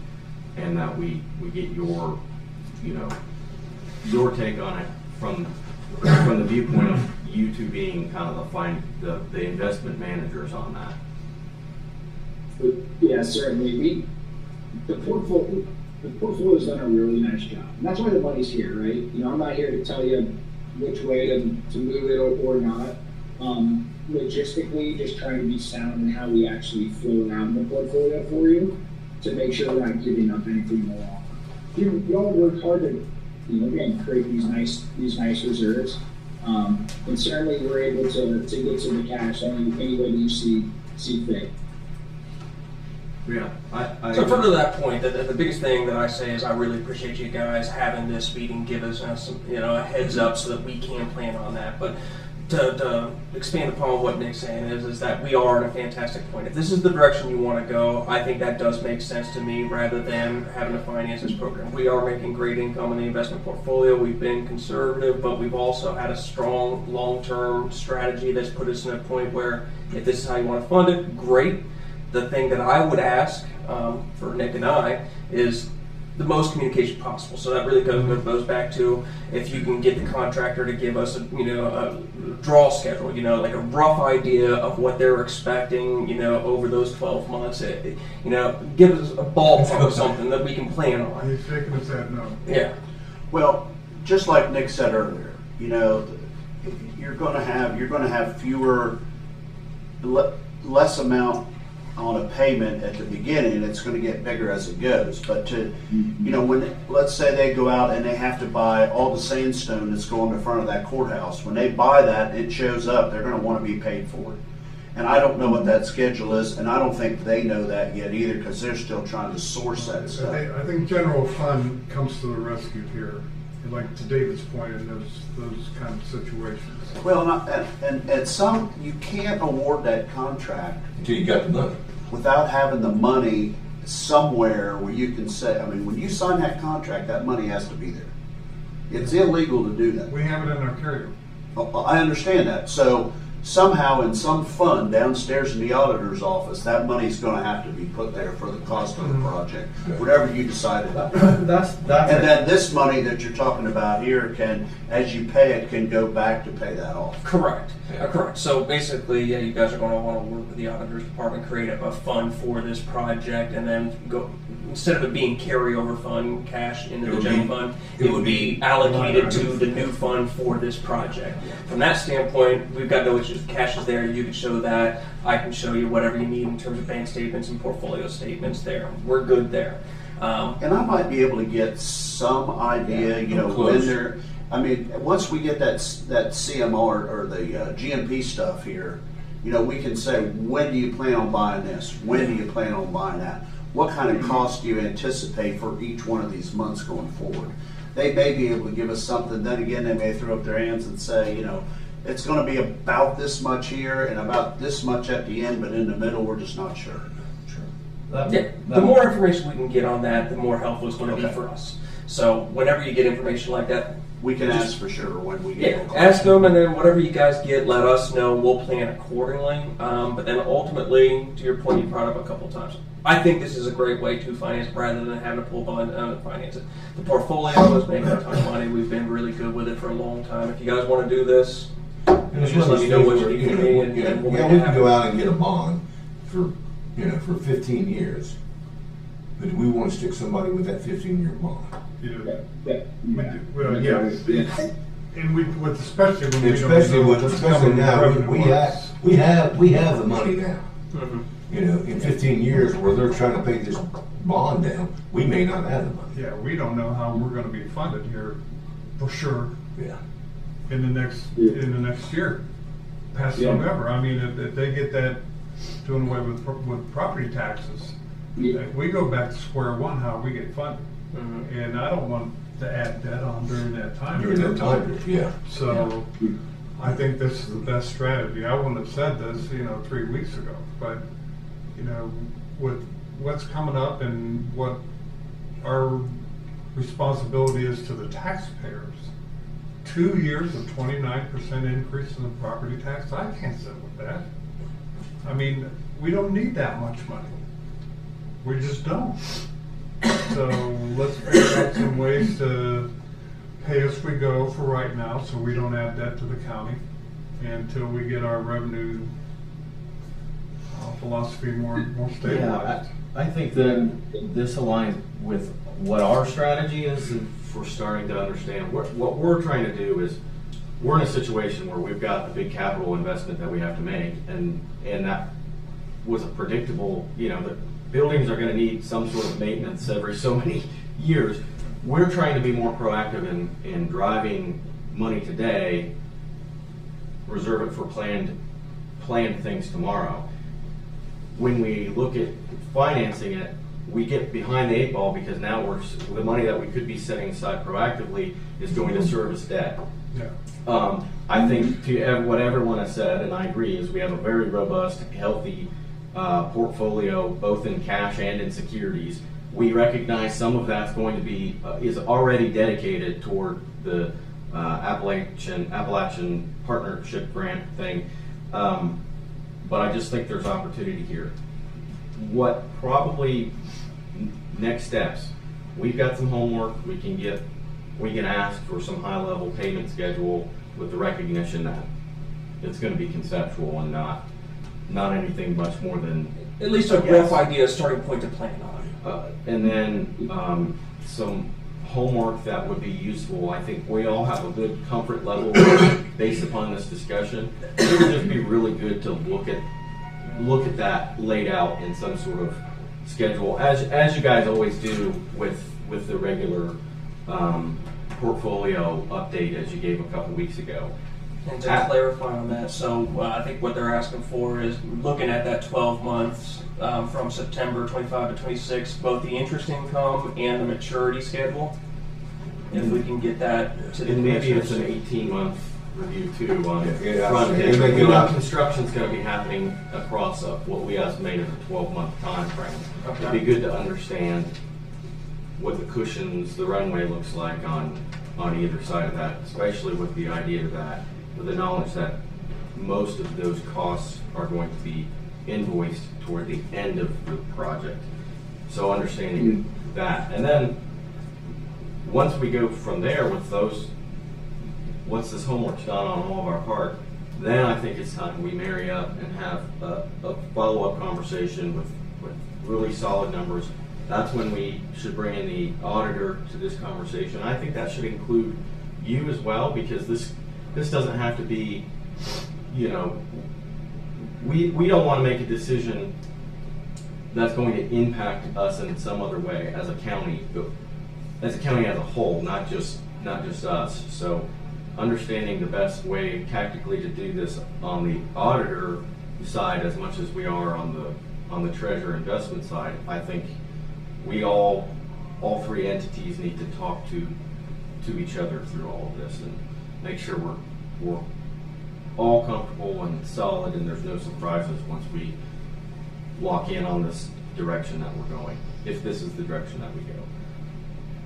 Yeah, and kind of in my mind too, as we're talking through this in simple terms, 10 million is a lot of money, but as we kind of really think about the amount of income that we're earning every month, plus what we have maturing, and David, in our minds, as we look at this, we want to have, again, make it really simple, $850,000 between income and maturities to filter through on a 12-month calendar period to be able to backfill for the project.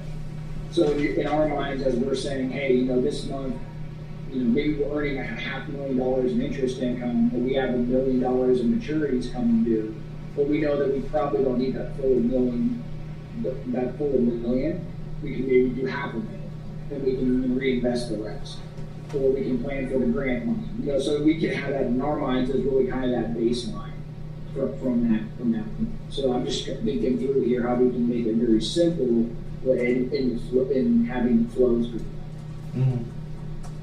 Yeah, makes sense to me. And we won't even bring up a $25 to $30 million administrative building. No, we won't. No, we won't. That's another thing too. A future discussion that would be nice between Commissioner Strickland and Otter is putting together maybe a capital improvement plan fund specifically and looking at creative ways we can fund that as well. We just had a very early discussion about that on Friday, and I think So I would love to be a part of those conversations too, and talk about ways that we don't get to this point in a project and we're looking at how we want to finance it, right? We've already got that. We've thought about it 5 years in advance. So whenever you guys want to have that conversation, or whenever you're ready for any input from the investment portfolio side, let me know. I think we've got a lot of details to sort out, but in general, the direction we're thinking has kind of come out of the exercise we've been through on the township stuff with directing the piggyback tax, reinstating portions of that resolution. That still makes sense to do today. Just as the townships said, at some point, this piggyback tax resolution stopped being paid to the townships. Well, so did everything else, and so we have a capital account that has like $200,000 in it. So directing, being proactive around dedicating revenue for a particular use that we know we're going to have in a given year or a given period of time, that's kind of what we're thinking. But again, that's just high level. We haven't made any decisions or taken any action on that yet. Yeah, I think long term, I would love to see us go down that route and put all of our heads together and start really kind of trying to plan these things out several years in advance. Because I think the more time and the more thought you put on it, the better the direction you can get that. And we can really set ourselves up proactively. To your point, we don't know what position the county is going to be 15 years from now. But if we start making some plans, hopefully we make future us or whoever's here their job's a lot easier. And I think that would be the responsible thing for us to do. We're just at a good time for that because, of the three of us, the one who's been here the longest has been here for 4 years. So we're not tied to any sort of strategy that existed prior to us being here. And I think what this allows us to do is get less reactive and more proactive and taking some control over the future of the county, saying we're going to go ahead, maybe we're not going to be here for 4 or 8 more years, but when we leave the place, we're going to leave it in a place that's better off, and that way the next group in here has less reacting and figuring things out on the back end, so that they're not getting to the point where they want to start construction in 3 months or 4 months and they haven't figured out how to pay for the project. I couldn't agree more. So yes, I look forward to having those discussions in the future when you guys get a little further down the road on what direction you want to take with that. But I think it's a great idea, and I think that I'm ready whenever you guys are. Good deal. I'll get working on that schedule, David. I'll do like the 18-month expected maturities and income each month so everybody can see that. Is that helpful?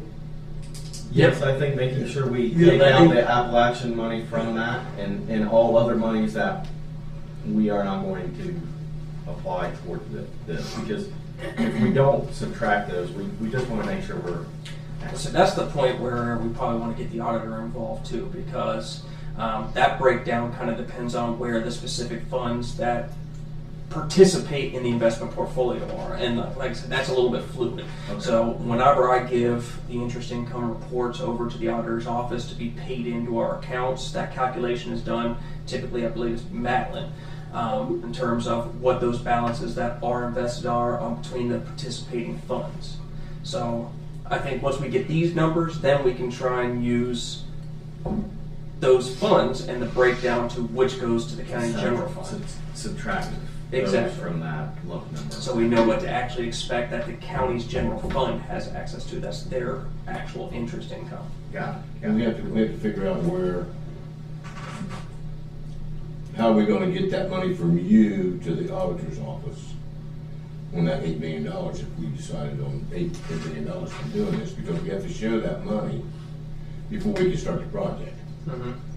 Well, that's definitely an auditor's office there. So you're likely, and per his direction, and he'll have a good direction, but creating a fund specifically that you're going to fund with some of that carryover money so that we sign contracts in good faith.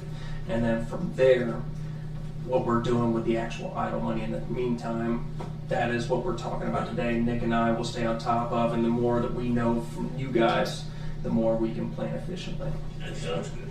The good thing is we're in a good cash position. Yeah.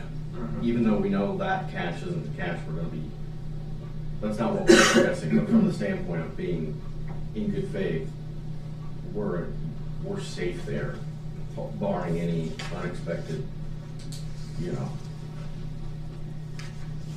$7 million, $8 million costs in addition to that. So Yeah. that's our job of. All right, cool. Good stuff. Anything Thank you else? very much. All right. Thanks, Nick. Appreciate it, buddy. Yeah, thanks, Nick. Thanks, everyone. Thanks, everyone. Good seeing you. Thank you, Nick. Appreciate you. Thanks, man. See you guys.